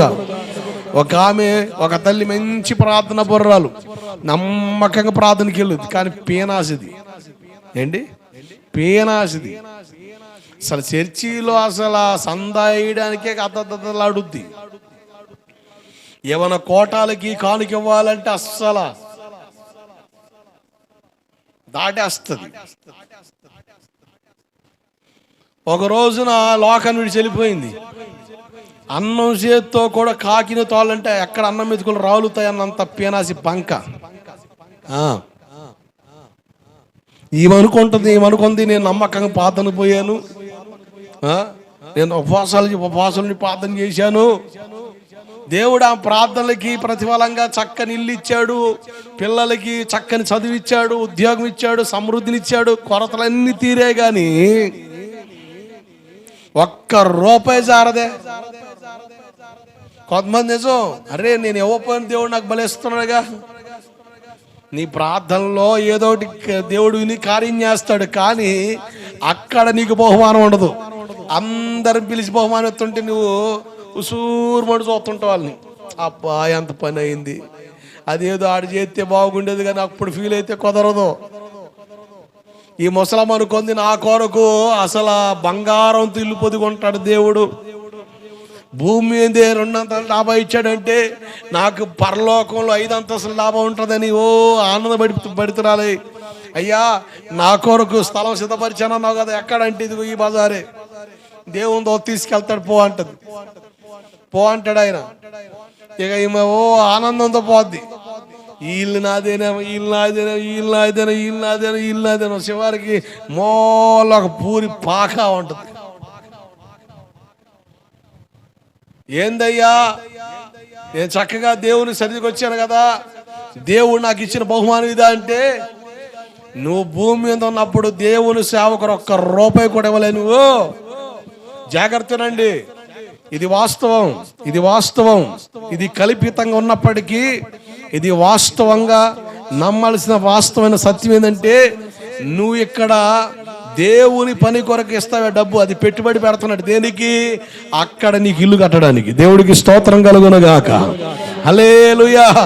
నువ్వు అనుకోవచ్చు, అయ్యి బాబా దేవుని సేవకి ఎంత ఇచ్చారని, కానీ ఎంత ఇస్తావో దాన్ని బట్టే పరలోకంలో చక్కని ఇల్లు దేవుడు కడతాడు నీకు. థామస్ దైవజనులు థామస్ గారికి, ఏ థామస్ గారు? శిష్యుడైన థోమా గారికి గుండు ఫోరస్ అని ఒక రాజు ఇతను భవన నిర్మాణకుడు అని చెప్పారు కదా అని చెప్పి నాకు ఒక మంచి భవంతి కట్టమని కొన్ని లక్షలు డబ్బు ఇస్తాడు. ఈయనేం చేస్తాడు తెలుసా? అవన్నీ బీదలు ఖర్చు పెట్టేస్తాడు. బీదలకి దేవుని సువార్త ఖర్చు పెట్టేస్తాడు. ఈ గుండు ఫోరస్ అడుగుతూ ఉంటాడు, నా కొరకు భవంతి కట్టమన్నాగా అయిందంటే దాటేస్తా వస్తాడు. కొంతకాలం నిలబెడతాడు. ఇదిగో నువ్వు నా కొరకు ఇల్లు కడితే చూపించది, ఆ భవంతి నాకు తెలియాలి. ఆ డబ్బు ఏం చేసావు? నువ్వు మాటలు చెప్పి తప్పుకుంటున్నావు. నాకు ఈరోజు చెప్పకపోతే రేపొద్దున్న ఉండవు అని గట్టిగా వార్నింగ్ ఇచ్చాడు. తామగారు ఏం మాట్లాడిపోతే తీసుకెళ్లి జైల్లో పెట్టేశాడు. ఆ రోజు సాయంత్రానికల్లా ఈ గుండు ఫోరస్ తమ్ముడికి విపరీతమైన జ్వరం వచ్చి సడన్ గా చనిపోతాడు. ఇది వాస్తవం జరిగింది, ఇది కల్పితం కాదు. చనిపోతాడు. చనిపోయిన ఈ వ్యక్తి గురించి ఈ రాజుగారు విలపిస్తా ఉంటాడు. సరే, ఆ జైల్లో ఉన్నాడు తామ అన్న వ్యక్తి యేసు ప్రభు శిష్యుడు అంటగా ప్రార్థన చేస్తే కార్యాలు చదువుతాం తీసుకురాని చెప్తే ఈ తామగారితో ప్రార్థన చేస్తారు. ప్రార్థన చేస్తే తిరిగి లేచి అంటాడు, అన్నా నీ ఇల్లు నేను ఎక్కడ చూడలేదు కానీ అన్నా పరలోకంలో చూసా, దేవుడు నీ కొరకు ఉన్నతమైన భవంతి పరలోకంలో కట్టాడన్నా అని కేకలేస్తున్నాడు. ఇతను దేవుడికి స్తోత్రం కలుగునుగాక. ఎందుకు తీసుకున్నాడంటే ఈ వ్యవహారం జరగకపోతే తామగారు బతికే అవకాశం లేవు. ఏ ఉద్దేశంతో దేవుడు పంపాడు ఆ ఉద్దేశం నెరవేరే పరిస్థితులు కనబడట్లే కనుక దేవుడికి అతనికి అర్థమయ్యే రీతిలో తెలియజేయడం కొరకు దేవుడు ఆ గుండు ఫోరస్ తమ్ముడు చనిపోయేటట్టుగా పరిస్థితి జరిగి అతను చనిపోవడం, దేవుని దగ్గరికి వెళ్ళడం, అక్కడ దోత తీసుకెళ్ళి మీ అన్న కొరకు తామగారికి ఇచ్చారు డబ్బు, ఆ డబ్బుతో నిర్మించబడిన భవంతి అని. ఈ రాజు అడుగుతుంది, నువ్వేం చేసావని? నువ్వు ఇచ్చిన డబ్బు రాజా వాస్తవం చెప్పాలంటే బీదలకి పంచిపెట్టేశా, 2 దేవుని సేవలో ఖర్చు పెట్టా. ఈ 2 పనులు చేశాను రాజా, నా కాడైతే ₹1 లేదు. సరే, నువ్వు అలా ఖర్చు పెట్టడం ద్వారా దేవుడు నా కొరకు పరలోకంలో ఓ మంచి భవనం కట్టాడు. దేవుడికి స్తోత్రం కలుగునుగాక. ఇదేం బోధిస్తుందయ్యా అంటే ఈ భూమి మీద దేవుని సేవకు అలాగే మనం దాన ధర్మాలకి బీదలకి సహాయం చేసే విషయం మన డబ్బులు ఖర్చు అవడం వల్ల మనం ఇక్కడ పెట్టే పెట్టుబడి అక్కడ ఇన్వెస్ట్ అవుతుంది. దేవుడు ఆ ధనాన్ని బట్టి నీకు ఉన్నతమైన భవంతిని నిర్మిస్తున్నాడు. దేవుడికి స్తోత్రం కలుగునుగాక. దేవుడు చక్కని భవనం నీ కొరకు ఏర్పాటు చేస్తాడు. కనుక మనం ఇక్కడ దేవుని పని కొరకు పెట్టేది ఏది వృధా కాదు. అందుకని నాకు తెలిసి సత్యం, సేవకుడుండే ఇల్లు కంటే మందిరం ఘనంగా ఉండాలి. ఆమేన్. సేవకుడుండే ఇల్లు కంటే 30 లక్షల రూపాయల ఇల్లులో బాస్టర్ గారు ఉండి ఒక 3 లక్షలు లేకపోతే 2 లక్షలు చిన్న రేకులతోనో లేకపోతే తాటాకుతోనో కట్టిన ఈ పాక మందిరంగా మా ఉన్న సేవకులు ఉన్నారు. మేము ఉండే ఇళ్ళ కంటే దేవుని ఇల్లు ఘనంగా ఉండాలి. అది దావీదు మనసు. దావీదు గారు అదే కోరుకున్నాడు. గొర్రెలు కాసేనని తీసుకొచ్చి అంతఃపురంలో పెట్టేవయ్యా, నువ్వు డేరాల్లో ఉన్నావు, నీకు ఉన్నతమైన మందిరం కడతని ఆశపడ్డాడు.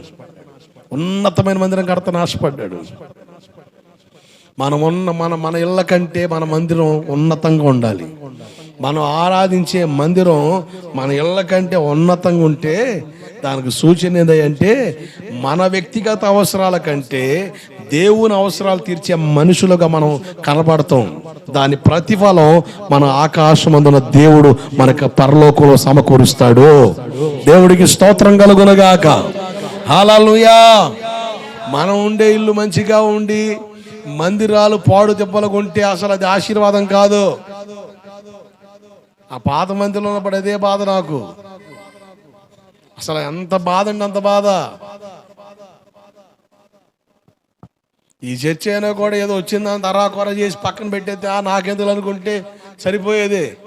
కానీ నాకు తెలిసి సత్యం ఏంటంటే వెసులుబాటుకరంగా మందిరం నిర్మించబడడం ద్వారా ఇబ్బంది పడకుండా మనం కొంతకాలమైనా చక్కగా దేవుని ఆరాధించగలుగుతాం కదా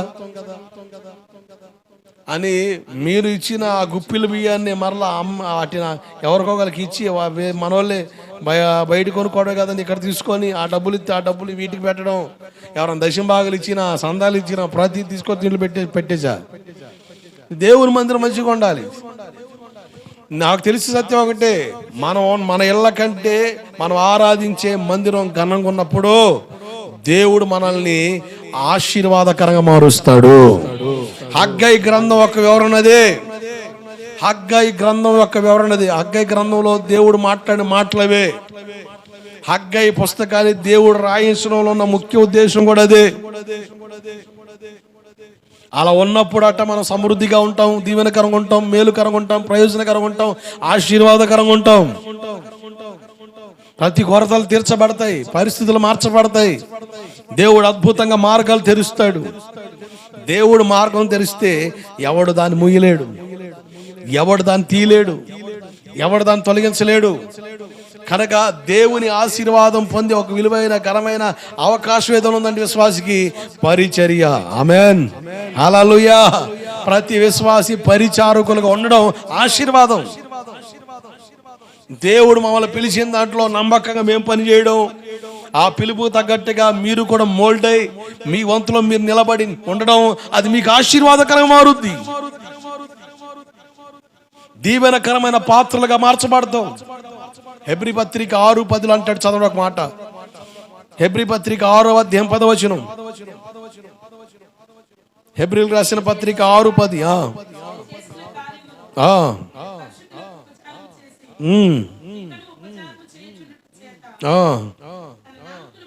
తన నామాన్ని బట్టి మరచుటకు దేవుడు అన్యాయస్తుడు కాడు. దేవుడు నువ్వు చేసిన పరిచర్యకు సహకారం ఏది మర్చిపోడు. మీరు యాక్యురేట్గా మీరు పొందుకోవాలన్నది నా తిప్పలో. అందుకనే ఎవరైనా సహాయం చేసి పనులు సహాయం చేశారని వాటికి పేర్లు రాయించడం, లేకపోతే వాళ్ళ సందాలు ఇస్తే వాళ్ళ పేర్లు రాసి మైకులో చదవడం, ఈ పిచ్చి వ్యవహారాలు అంటూ ఏమి ఎందుకో తెలుసా? అట్లా చేయడం ద్వారా నువ్వు ఇచ్చిన ప్రతిఫలం అట ఇతరులు పొందుకుంటారట. అందుకని కొంతమంది అంటారు, నేను ఎంత సహాయం చేశానో దేవుడికి, దేవుని మందిరికి ఎంత సహాయం చేశానో, బాడాయి బచ్చ కూళ్ళకి తెచ్చా. పాస్టర్ గారు పొగుడుతుంటాడు, ఈడెత్తుంటాడు, పాస్టర్ గారు ఎత్తుంటాడు, ఈడెత్తుంటాడు. ఈ వ్యవహారం లేకపోతే ఇచ్చేది లేదు. మంచి మనస్సాక్షి మన దేవుని పనిలో సహకరించాలి. ఎవరు పొగిడినా పొగడపోయినా, మన పేరు చెప్పినా చెప్పకపోయినా, వినబడకపోయినా, కనబడకపోయినా దేవుని కనుదృష్టి మనం ఉన్నవని యోగ్యంగా మనం దాచబడి మరుగై చేయడం వల్ల మీరు యాక్యురేట్గా దాని ప్రతిఫలం పరలోకంలో పొందుకుంటారు. అంతే. ఆమేన్, హల్లెలూయా. మేమేం చేస్తాం? ఇప్పుడు నువ్వు ఇచ్చింది బాకాలో ఓదించుకోవద్దని ఏడుంది బైబిల్లో? బైబిల్ ఉందంటారా? ఉందమ్మా? ఏడుంది? మత్తయి సువార్త 6వ అధ్యాయం 2-3 వచనాలు చదవండి. కావున నీవు ధర్మము చేసేటప్పుడు మనుషుల వలన ఘనత నొందవలనని వేషధారులు సమాజ మందిరములలో వీధులలోనూ చేయలాగున నీవు నీ ముందర బోరా ఊదించుకోవద్దు, వారు తమ ఫలము పొంది ఉన్నారంటే. ఇక అప్పటికప్పుడు తీర్చేస్తాడు, లెక్క ఏడా సెటిల్ చేసేస్తాడు ఆయన. నువ్వు పరలోకంలో ఆయన చేతుల మీద బహుమానం పొందాలి అంటే నువ్వు ఈ చేతితో ఇస్తే ఈ చేతికి తెలియకూడదంట. కొంతమంది కొన్ని ఇళ్లకు ప్రార్థన చేయడానికి వెళ్ళినప్పుడు, పాస్ గారు తీసుకో, కానుక తీసుకో తీసుకో తీసుకో, దేవుడికి ఎత్తాం తీసుకో, రాసేసాడు లెక్కాడే, నీకు లెక్క తీర్చేసాడు. ఇంకా పరలోకంలో లేదు, ఉండదు. వారు అప్పుడే వారి ఫలం పొందారంతే. దేవుడు అక్కడ లెక్క తీర్చేస్తాడు. భూమి మీదే నీవు ఇచ్చిందని లెక్క తీర్చేస్తాడు అంతే. అబ్బా, ఆయన చేతుల మీద నేను బహుమానం తీసుకోవాలా, ఆయనను పిలిచి నాకు బహుమానం ఇవ్వాలనుకుంటే ఈ చేతితో ఇస్తే ఈ చేతికి తెలియకూడదు. ఇంకొకటి, బాకా ఊదించుకోవద్దు. గడిచిన వారం చెప్పా, ఇదిగో ఎల్లమ్మ దేవుని మందిరానికి ఇచ్చిన కానుక 116లో దేవుడు వారిని వారి కుటుంబాన్ని దీవించునుగాక.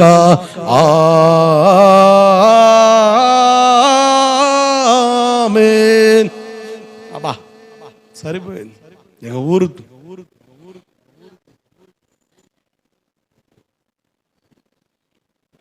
నేను అందుకని నేర్పలే మీకు. అది క్రమం కాదు. నా ఆశ, నా ప్రార్థన మీరు ఆయన చేతుల మీద బహుమానం తీసుకుందరు గాక. మాకొద్దండి, మాకొద్దు. మా పేర్లు ఏడే కొద్దాలా, ఏడ బాక్సులో కొద్దాలా చెప్పు. వినబడాలంటే ఏడైపోద్ది. సెటిల్మెంట్ ఏడే చేస్తాడు ఆయన.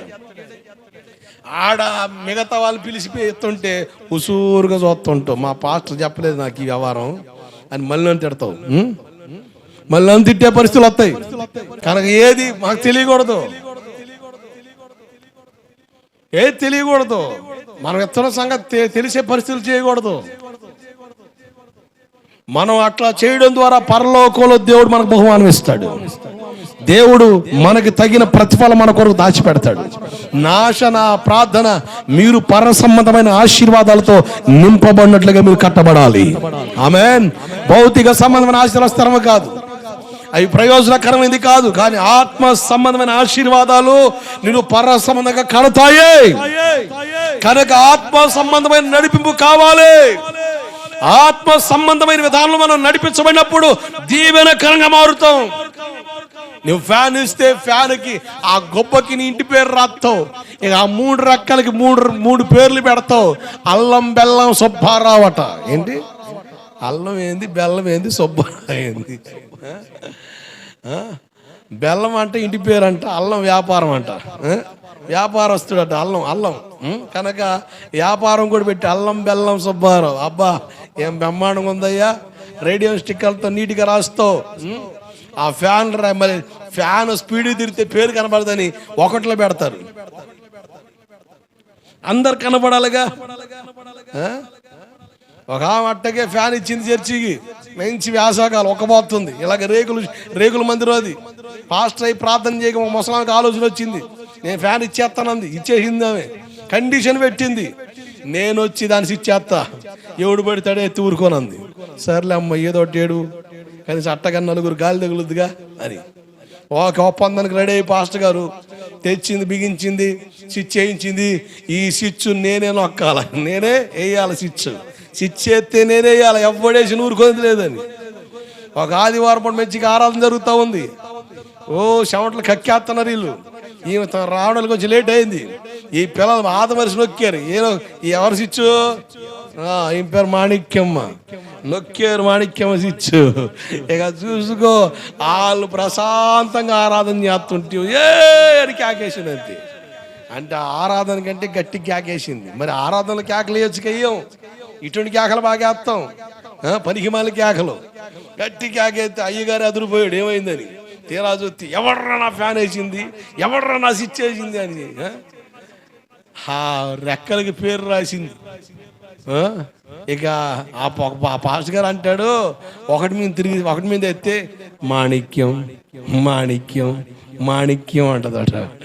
2లో ఎత్తే మాణిక్యం, మాణిక్యం, మాణిక్యం. 3 అయితే మాణిక్యం మాణిక్యం మాణిక్యం. 4 అయితే మానే మానే మానే మానే. అసలు మామూలు వ్యవహారాలు కాదు అమ్మా. మనం ఇచ్చిన దాంట్లో దేంట్లో మన పేరు ఉండకూడదు. మన పేరు ఆ పరలోకంలో జ్ఞాపకార్థ పుస్తకంలో ఉండాలి. ఆమేన్. హల్లెలూయా. నువ్వేం చేసినా కూడా ఇక్కడ నీ పేరు వినబడకపోయినా దేవుడు అక్కడ నీ పేరు పలుకుతాడు. నీ పేరు అక్కడ రాయబడాలి. జీవ గ్రంథంలో జ్ఞాపకార్థ పుస్తకంలో నువ్వు చేసిన ప్రతిఫలం అక్కడ రాయబడి అక్కడ అనౌన్స్మెంట్ చేస్తాడు. ఎక్కడ కాదు, ఎక్కడ అనౌన్స్మెంట్ చేస్తే అక్కడ అనౌన్స్మెంట్ ఉండదు. ఎక్కడ నేను పబ్లిసిటీ చేస్తే అక్కడ పబ్లిసిటీ ఉండదు. ఎక్కడ నేను చేయకపోతే రేపోతే నీ పేరు ఆయన పిలుస్తాడు, పిలిచి బహుమానం ఇస్తాడు, జీతం ఇస్తాడు, తగిన ప్రతిఫలం ఇస్తాడు. కనుక నువ్వు చేసింది ఏది ఆయన మర్చిపోవడకు అన్యాయస్తుడు కాడు. ఆమేన్. ప్రతిఫలం ఇస్తాడు దేవుడు. రూతు పుస్తకం 2:12 చదవండి త్వరగా. రూతు పుస్తకం 2వ అధ్యాయం 12వ వచనం. రూతు 2:12.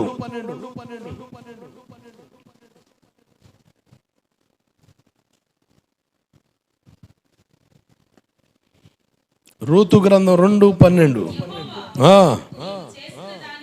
నీవు చేసిన దానికి ప్రతిఫలం ఇస్తాడు. ఏం చేసింది రూతక్క?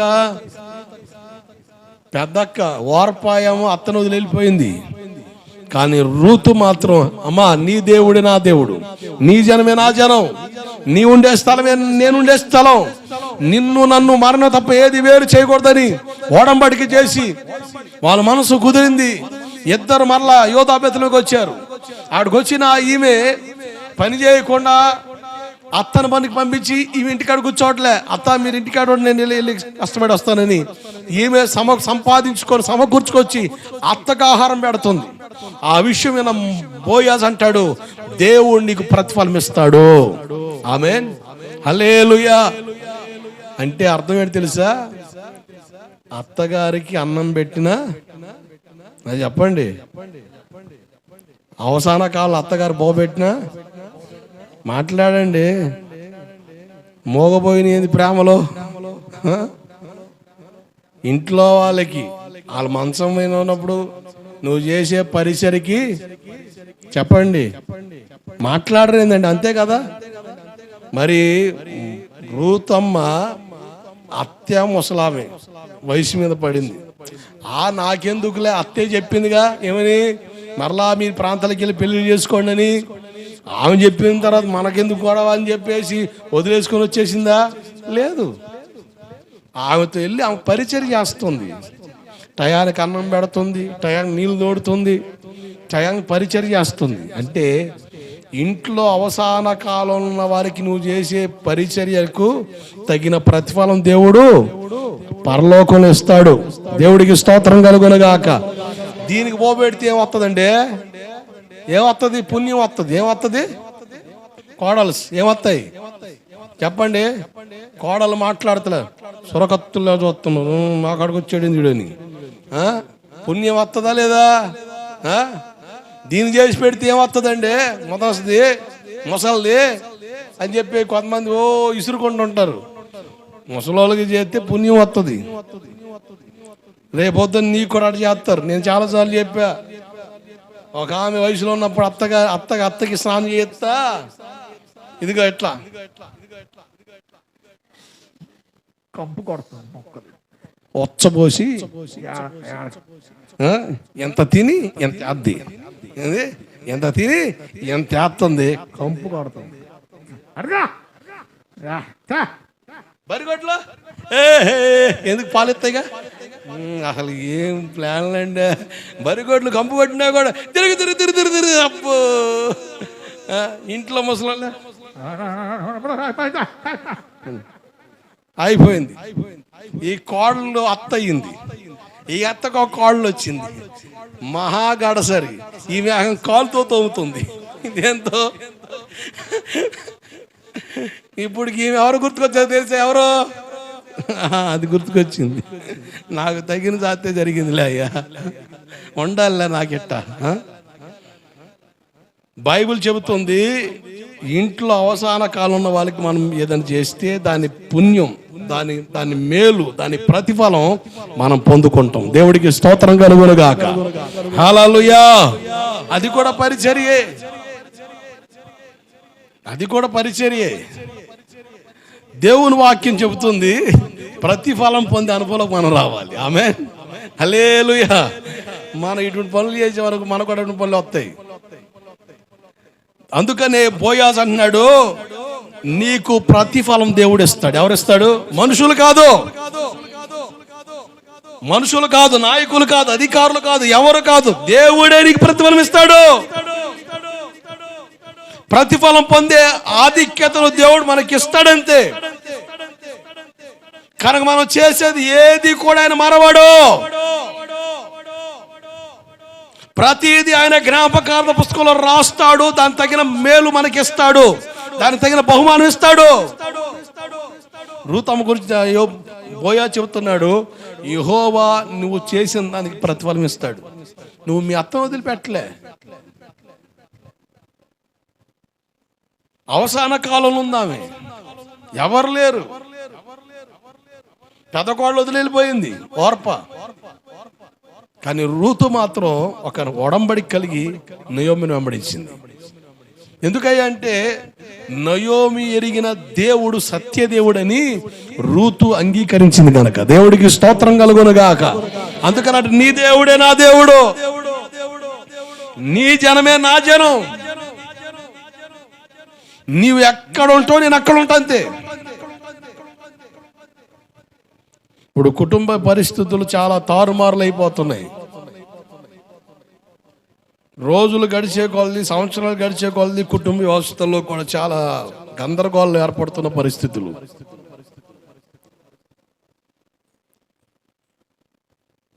మన పిల్లలకి ఏం నేర్పాలి, మనం నేర్పకపోతే రేపొద్దున మనమే దాని ప్రతిఫలం అనిపించేది. ఒక ఆడకూతుర్ని ఒక ఇంటికి ఇచ్చిన తర్వాత ఆ ఇంటి బాధ్యతలు బాగోగులు చూసే విధానం ఆ పిల్లకు ఇమిడేటట్టుగా తెలిసేటట్టుగా మనం నేర్పకపోతే రేపొద్దున దాని ప్రతిఫలం మనం అనిపిస్తాం. కొంతమంది కాపురాలు చేయడానికి ఇష్టపడలే. ఇవన్నీ చెప్పే చరిత్రలు కాదు, తెలియని చరిత్ర కాదు గనక.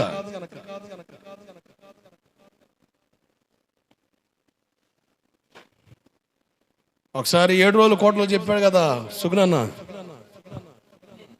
9 గంటలకి నన్ను ఎందుకు అన్నావు, ఎందుకు అన్నావు, ఒకటే డైలాగ్, నన్ను ఎందుకు అన్నావు, పిల్లోడా నన్ను ఎందుకు అన్నావు. ఎప్పుడు దాకా 9 నుంచి మధ్యరాత్రి 12. ఈడికి తీసుకొచ్చి ఒక్కడ పీకెట్ పెట్టమని ఆగుద్దని, నన్నెందుకు కొట్టావు, నిద్రపోతాడు. నన్నెందుకు కొట్టావు చెప్పు, నన్నెందుకు కొట్టావు, నన్నెందుకు కొట్టావు, నన్ను కొట్టాల్సిన అవసరం నీకేముంది, నన్ను కొట్టే హక్కు ఎవడిచ్చాడు నీకు, నన్నెందుకు కొట్టావు. తెల్లారుజామున 3-4 గంటలకల్లా ఆంటీ దిగేంది. ఎవరు ఆంటీ? నా కూతురు కొట్టి అంత మగోడరా నువ్వు? అమ్మ బాబు, అసలు ఆ మాట నువ్వు అనేదేనా? నా కూతురు కొట్టి అంత మగోడురా నువ్వు అని ఈమె భవిష్య పురాణం తీసింది. భవిష్య పురాణం, బూతుల పురాణం. లారీ కొత్తం వేస్తాం, రండ్ర చేసుకుందాం అని. ఎంత పీకుడు నీకుంటే అక్కడ నీ పిల్ల కాపురం చేయదు. ఏం చేద్ది? కొంపటి పెట్టుద్ది. దేవుడికి స్తోత్రం కలుగునుగాక. సావో రేవో నువ్వు సరిగ్గా బతుకు, నువ్వు సరిగ్గా ఒదుగు, ప్రార్థన చేయి, దేవుడు సహాయం చేస్తాడు, మారుతాడు, మేలు చేస్తాడు అని చెప్పకుండా మేకులాగా తయారయ్యావనుకో, నీ కూతురు కుటుంబం కాపురంగా మేకులాగా తయారయ్యావనుకో, నీ కూతురు ఏది పడితే ఇరికెత్తది, ఏది పడితే తగిలెత్తది, చీటికి మాటికి ఏదో చుట్టుకుంటూ ఉంటుంది. ఇదే రదన, ఇదే గోల. ఇప్పుడు కాపురాల పరిస్థితి అంతా కూడా కొంపడమైన కారణం ఇయే. జ్ఞానం తెలివి నేర్పే పరిధుల్లో మనం లేకపోతే మాత్రం కుటుంబ వ్యవస్థలు చిన్న భిన్నమైపోయే పరిస్థితులు ఉన్నాయి. 4 గోడలు మగ్గిపోతున్న సమస్యలు కుటుంబాలు ఉంటాయి. అయితే వాటిని సమయోచితంగా ఒక తల్లిగా తండ్రిగా నువ్వు చెప్పాల్సిన ధర్మం, నియమం, పద్ధతి పాడు ఏదైనా ఏడిస్తే కూతురు కాపురం నిలబడుద్ది. లేదంటే నువ్వే బజారుకి ఈడ్చే పరిస్థితులు. ఎవరితో అంటు కట్టబడి ఉండాలో వారితో అంటు కట్టబడి ఉండడం వల్ల ఆమె ఘనత. ఈ నయోమితో రూతమ్మ వచ్చింది కనుక రూతుని ఆ ప్రాంత ప్రజలు ఘనపరుస్తున్నారు. దేవుడికి స్తోత్రం కలుగునుగాక. పెద్ద కోళ్ళ గురించి ఒక్కడేం మాట్లాడలే, ఒకళ్ళు మాట్లాడితే మొత్తం రివర్సే. కానీ చిన్న కోళ్ళు రూతు గురించి మాట్లాడుతున్న దాఖలా లేదంటే, ఇదిగో నువ్వు చేసింది మంచిది కనుక దేవుడు తగిన బహుమానికి ఇస్తాడు. దేవుడు నీకు ప్రయోజనకరం ఇవ్వకుండా ఉండడు. మనం చేసే ప్రతిదీ కూడా జ్ఞాపకార్థ పుస్తకంలో దేవుడు రాస్తాడు. నీ పేరుతో సహా రాసి నువ్వు ఎప్పుడెప్పుడు ఏం చేసావు ఎలా చేసావు మొత్తం రాసి దానికి తగిన బహుమానం దేవుడు సిద్ధపరిచి నీ కొరకు ఎదురు చూస్తున్నాడు. దేవుడికి స్తోత్రం కలుగునుగాక. అలాగే 4వది మీరు చూస్తే ఈమెలో చిన్న లోపం ఉంది. ఈమె రక్షింపబడింది, పరిచయం సాకారంగా ఉంది, చక్కగా ఈమె పేరు జీవగ్రంథంలో రాయబడ్డప్పటికీ ఓ చిన్న లోపం. ఈమె తోటి సహోదరి సుంటుకేతో కాస్త విభిన్నమైన ఆలోచన కలిగి మిత్రభేదం కలిగింది. ఏమి లేదు, నా మాట నువ్వు వినాలి. ఇద్దరు విశ్వాసులే కదా, ఇద్దరు తోటి విశ్వాసులే కదా. నేను ముందంటే నేను ముందు, నేను గొప్ప నేను ఈ సేవకి ఎంత చేశానంటది ఈమె. ఓ అంత చేసావు. మొట్టమొదట ఫిలిప్పి ప్రాంతానికి పౌలు అన్న వచ్చినప్పుడు, లూదియాక తెచ్చినప్పుడు మొట్టమొదటి పౌలు అంతా మాట్లాడింది నేను అంటది. కాదు నేను మాట్లాడినంటది. ఇట్లా ఎవరు కాలే గొప్పలు చెప్పుకుంటా గందరగోళం రేపుకుంటూ వస్తున్నారు. ఈ విషయం పౌలు గారు తెలుసుకొని చెబుతున్నాడు. అమ్మా యువదియా, సుంటుకే, మీరు ఇద్దరు ఏక మనసు కలిగి ఉండాలి అని దైవజనుడు ఎప్పుడైతే ఒక మాట పలికాడో ఇద్దరిలో సఖ్యత ఏర్పడింది. దేవుడికి స్తోత్రం కలుగునుగాక. హల్లెలూయా. ఏక మనసులోకి వచ్చేసారు. సేవకుని వంతేంటి? తీతు పత్రిక 1:5 చూడండి ఒకసారి త్వరగా. తీతు పత్రిక 1:5 సేవకుడికి దేవుడిచ్చిన బాధ్యత. తీతు 1:5 నేను నీకు ఆజ్ఞాపించిన ప్రకారం నీవు లోపంగా ఉన్న వాడిని దిద్ది ఏం చేయాలట?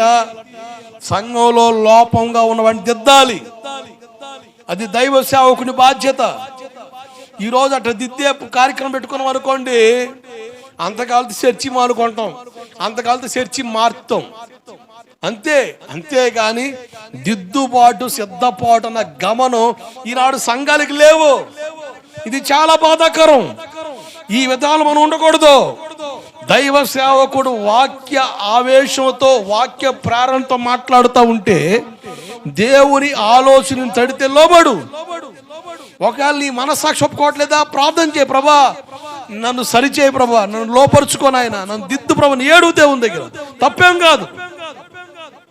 అంతేగాని ఒకవేళ దైవజనుడు నీ గురించి సూటిగా చాటగా వాక్యం చెప్పినప్పుడు సేవకుడు తృణీకరించొద్దు, సంఘాన్ని విడిచిపెట్టొద్దు, సహవాసం దూరం కావద్దు. ఒకవేళ నీలో లేని లోపాన్ని సేవకుడు మాట్లాడితే, నీలో లేని లోపం సేవకుడు మాట్లాడితే, అది వాక్యపూర్వకం కానీ వ్యక్తిగతంగా సేవకుడు గమనించు. సేవకుడు మాట్లాడితే ఒకనొక రోజు నీ వ్యక్తిత్వం, నీ సాక్ష్యం, నీ విధానం సేవకుడు తెలిసినప్పుడు ఖచ్చితంగా సేవకుడు సిగ్గుపడతాడు. అరే పలానా వ్యక్తి నేను తొందరపడి అన్న గమనంలోకి వచ్చిన తర్వాత రెండోసారి దైవజనుడు హృదయంలో నీకున్న స్థానం ఏంటి తెలుసా? ఘనత గొప్పగా ఉంటది. దేవుడికి స్తోత్రం కలుగునుగాక. నేను తొందరపడి తోలనాడు ఆ వ్యక్తిని, కానీ ఆ వ్యక్తి నన్ను ఎప్పుడు కూడా అపార్థం చేసుకోలేదు. సంఘంలో చక్కగా క్రమంగా నమ్మకంగా ఉన్నాడు. అరే పొరపాటు పడి నేను ఆ మాట అన్నానని ఆ పశ్చాత్తాపం సేవకుడు కలగనిస్తాడు. దేవుడు ఖచ్చితంగా కలగ చేసుకుంటాడు. ఒకవేళ వాస్తవంగా సేవకుడు మాట్లాడే లోపం నీలో ఉందా? పాస్టర్ గారికి ఎవరు చెప్పాడు? కావాలని పాస్టర్ గారు ఎందుకు వాక్యం చెప్తున్నాడు? ఇట్లా భిన్నాభిప్రాయంగా ఆలోచించవద్దు. సైతాను గాడికి తావిచ్చి నీ భక్తిని పాడు చేసుకోవద్దు. కొన్ని సార్లు మన హృదయం అంగీకరించదు. కొన్ని క్రమాలకి నేను అంగీకరించలేకపోయాను. నేను సేవలోకి వచ్చిన తొలి దినాల్లో తెల్లని వస్త్రాలు వేసుకోలేదు, కలర్ బట్టలు వేసుకునేవాడు. కారణం ఏంటంటే నాకున్న చిన్న ఇబ్బంది ఏంటంటే తెల్ల బట్టలు వేసుకుంటే నేను విడిచిపెట్టే వాడికి వాటి రంగు మారిపోద్ది. ఇంక అందుకని మా నాన్నలు ఎప్పుడు కూడా నాకు తెల్ల బట్టలు కొనలే. పాస్టర్ గారు అయిన తర్వాత నేను కొనుక్కున్నాను అనుకోండి. దేవుడికి స్తోత్రం కలుగునుగాక. అట్లా అలవాటు. ఇంకోటి ఏంటంటే మాట్లాడి ముందు సేవకులు చెప్పేది ఆయన పై రూపాన్ని చూడ్డు, ఏం చూస్తాడు. ఈరోజు సేవకులు చాలా మంది ఫ్రెంచ్ కట్ ఉడత సార్లు వేసుకుంటున్నారు. కొంతమంది పాస్టర్లు, కొంతమంది పైకి లేపుతున్నారు. ప్రవక్త హెయిర్ స్టైల్ ఎట్టుంది? ఉడతలు పట్టేవాళ్ళ ఉంటాడు ఈయన. నువ్వు ప్రవక్తవా? ప్రాఫెట్టా? కింద ప్రాఫిట్, పైన ఏందిరా ఉడత సార్లు ఎత్తివి, జీన్ ప్యాంట్ ఎత్తివి, టైట్ సొక్కా ఎత్తివి, స్టైల్గా ఉంటివి, రోజు బ్యూటీ పార్లర్ పోయి బయటకు వస్తుంటివి, నెలకు 30,000 కడుతుంటివి. ప్రాఫిట్. ఓ ఆ వాక్యం పట్టుకొని సర్లే ఆయన బయట రూపాయలు చూడ కదా లోపల చూస్తాను అనుకున్నా. నాకు అర్థమైంది లోపల ఏముంటుందో బయట కనబడుద్ది. దేవుడికి స్తోత్రం కలుగును గాక. లోపల సోకులు చేసుకొని రథలుంటే బయట ఏం కనబడతాయి? సోకులే కనబడతాయి. లోపల సోకులు చేసుకొని రథలను బట్టేగా సోకులు బయటకు వచ్చింది. మరి లోపల ఏముందమ్మా? అయ్యా ఏముంది? సోకులు చేసుకొని మనసు. మరి సోకోళ్ళు దేవుడు ఏం చేస్తున్నాడు? నీ హృదయం చూస్తున్నాడుగా. Matching dress. ఈ మధ్యన పాస్టర్లు అయితే ఈ రింగ్ నుండి కింద వరకు మ్యాచ్. విఎంఆర్ షాపింగ్ మాల్లో యాడ్ చూసారా? అట్ట ఉన్నారు వీళ్ళు. ఇలా విఎంఆర్ షాపింగ్ మాల్ యాడ్స్ ఇచ్చే వాళ్ళు ఏంది అన్నట్టుకుంటుంది వ్యవహారం. విచిత్రంగా ఉంటారు. దైవ భక్తి ఈనాడు కనబడతలే. కొంతమంది అక్కడ లిఫ్ట్కి వేసుకుంటున్నారు. మొత్తానికి నల్ల కనబడకుండా మొత్తం బాగా అద్దుకుంటున్నారు, తెల్ల కనబడాలని. నల్ల కనబడితే వాక్యం ఏం రాయింది? నల్లోడికి దేవుడు కాదా ఏంది?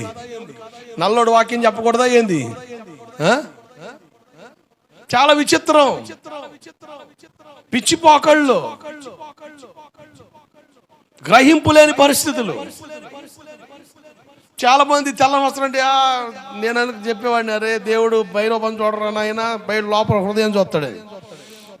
అంగీకారయోగ్యం ఉండేది కాదు. కానీ ఎప్పుడైతే దేవుడు నిశ్శబ్దంలో కూర్చోబెట్టాడో ఆయన కొన్ని విషయాలు మాట్లాడుతుంటే నాకు అర్థం కావట్లేదు. అసలు ఎవరున్నారు ఇట్లా? ఎవ్వడు కనపట్టలేదు కదా. ఎవడన్నా ఫోటో ఎటు పెట్టి స్టైల్గా దిగితే మనం కూడా దిగాల. మన ఫోటో కూడా ఫోటోలకి ఎట్టు ఉండాలా? అది పాత ఫోటో. అసలు దండం, అసలు నాకు ఫోటోలు లేవయ్యా, దండం పెడతానయ్య అంటే వీళ్ళు ఫేస్బుక్లోనో వీటిలోనో ఫోటోలు ఉన్నాయి. అవి కాపీ కొట్టేస్తున్నారు. అవి ఎంతవరకు ఫోటో దిగలే, ఫోటో అవసరం లేదనుకున్నా. పేరు ఉంటే చాలు, పేరు లేకపోయినా పర్వాలేదు రా వస్తా కోటను కన్నా. మీరేది అట్ట అంటున్నారు? ఇప్పుడేమో చాలా మంది డాక్టరు రెవరెండ్ పెట్టబోతేనేమో మా తాట తెస్తున్నారు. కొంతమంది కనీసం ఫోటో లేకపోతే ఫోటో లేదంటున్నారు. ఇవన్నీ ఎందుకు? ఇవన్నీ పిచ్చుకోవాలా? లేనిపోని ఖర్చులు, లేనిపోని గంటలు, పిలిచినోడికి భారం తప్ప ఏమీ లేదు. ఈ మధ్యన కాలంలో సేవకులు పిలిస్తే స్టేజ్ కొలత చెప్తున్నారు. స్టేజ్ కొలత ఇంత కొలత ఉండాలా, ఇన్ని పాంప్లెట్లు వేయాలా, ఇన్ని పెద్ద కట్అవుట్లు వేయాలా. పబ్లిసిటీ మంచిదే, దాని కొరకు మంచి ఫోటో ఒకటి వేయాలా. అయ్యగారు చూస్తే హీరో మోడల్లో ఉండాలా. డైరెక్ట్ చూస్తేనే గుర్తుపట్టం, ఈయన ఎవడు రా స్వామి అన్నట్టు. కొంతమంది 30 సంవత్సరాల ఫోటో వేస్తారా, ఈయనకి 60 సంవత్సరాలు వచ్చినాయి. ఎప్పుడో 30 సంవత్సరాల క్రితం ఫోటో బాగుందని దాన్నే వేస్తుంటాడు. ఇక గుర్తుంటాడు. ఇక ఒక్కోసారి నేనే అదిరిపోయా, ఏందిరా అయ్యా ఫోటో చూసి తిట్టుంది, ఎందుకు తిట్టున్నాడని. వాము ఇదే తేడా ఉందిలే కానీ మనకెందుకులే, ఎట్లా ఉండకూడదులే. చూసేవాడు డైరెక్ట్ చూస్తాడుగా. ఫోటోల్లో హీరోలు లేక ఉంటాం. అయ్యి బాబు హీరో ఏ ఊరు హీరో అని కూడా ఉంటాం. డైరెక్ట్ చూస్తే లావుగా బుద్ధిగా అట్టుండవు. ఫోటోలేనా యంగ్, నీట్గా ఉంటాం, నైస్గా ఉంటాం. ఇవన్నీ పిచ్చి ప్రయత్నాలు. ఎప్పుడైతే దేవుని ఆలోచన నేను అంగీకరించానో నేను ప్రార్థన చేయడం మొదలుపెట్టి, ప్రభా నన్ను దిద్దు, నా మనస్సాక్షి ఒప్పుకోవట్లేదు, నన్ను దిద్దు అని కొన్ని విషయాల్లో గుచ్చి ప్రార్థన చేయడం ప్రారంభించా. ఎప్పుడైతే అలా ప్రార్థన ప్రారంభించానో అప్పుడు నా మనసు అంగీకార యోగ్యంగా మారింది. దేవుడికి స్తోత్రం కలుగునుగాక. కొన్ని అంగీకరించలేం, కొన్ని విషయాల్లో మనం ఎమడలేం, వల్ల కాదు, ఒప్పుకోలేం. అది సత్యమైనప్పటికీ, అది వాస్తవమైనప్పటికీ అలా ఉండడానికి ఇష్టపడినప్పుడు ఎన్నో సాకులు చెప్తాం, ఎన్నో సాకులు ఎదుగుతాం. కానీ ఇది వాస్తవా? దానికి అప్పగించుకునే స్థితిలోకి రావడానికి నీ మనసును దిద్దు. దేవుని కానీ ప్రాధేయపడు, ఒప్పుకో. దేవుడు ఒక రోజున నీ మనసుని అంగీకారయోగ్యంగా మార్చేస్తాడు. దేవుడికి స్తోత్రం కలుగునుగాక. హల్లెలూయా. ఆ రోజుల్లో చార్లెస్ ఫిన్ చూసినట్టు ఈ రోజు చూస్తే అసలు అన్న నువ్వు వేసుకునేది 2,000 రూపాయలు షూ, ఇప్పుడు రూపాయలు చెప్పులు వేసుకుని తిరుగుతున్నావా? అసలు ఏందన్నా ఇదే? అదేరా ప్రత్యక్షత, అదేరా భక్తి జీవితంలో విధానం. బడాయి బచ్చా కూలి తెచ్చండి ఏంటి తెట్ట ఉంటుంది? ఉన్నాయన్నీ కూడా వీటికి పెడితే ఆడ కుదురుతుందండి. సొక్కాలకి ప్యాంట్లకి సర్దుకొని ఆలోచించి గమనించే మనసు లేనప్పుడు అగసాట్లు మాకే ఏం ఉండవు. కొంతమంది ఎప్పుడు కూడా 7-10 సంఘం ఏం చేయట్లా, చేసినంత చేస్తాం సంఘం. ఇతగాడు సోకులకే సరిపోతున్నాయి అన్ని. కోటలకి ఏమి ఇవ్వట్లేదు, ఇచ్చినవి మొత్తం కూడా దొబ్బుకు తినే పరిస్థితులు, దుబారా ఖర్చులు. జాగ్రత్త చేసుకోవచ్చుగా, ₹1 వస్తే పక్కన పెట్టు, జాగ్రత్త. 2 సంవత్సరాల క్రితం 6 నెలలు ఉంది మీటింగ్లకి జాగ్రత్త చేసుకో, వాడిని పక్కన పెట్టు. సంఘస్థులు వచ్చిన తర్వాత సమకూర్చుకో, నీకు కూడా ఆశీర్వాదం ఎడుతుందిగా. అది కాదా, వచ్చినట్టు మింగుతానే ఉంటాం, నాకేస్తూనే ఉంటాం. తర్వాత ఆ టైర్కి వచ్చాక ఎవడు ఇవ్వట్లేదు, ఏమి ఇవ్వట్లేదు, ఏం చేసేదంటే ఎవడెత్తాడు, ఏం చేస్తాడు?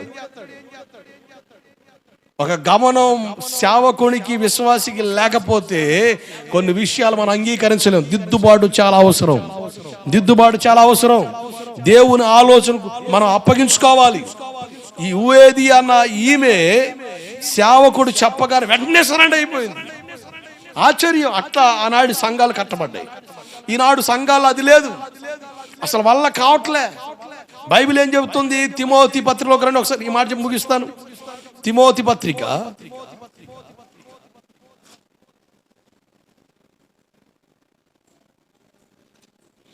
5:24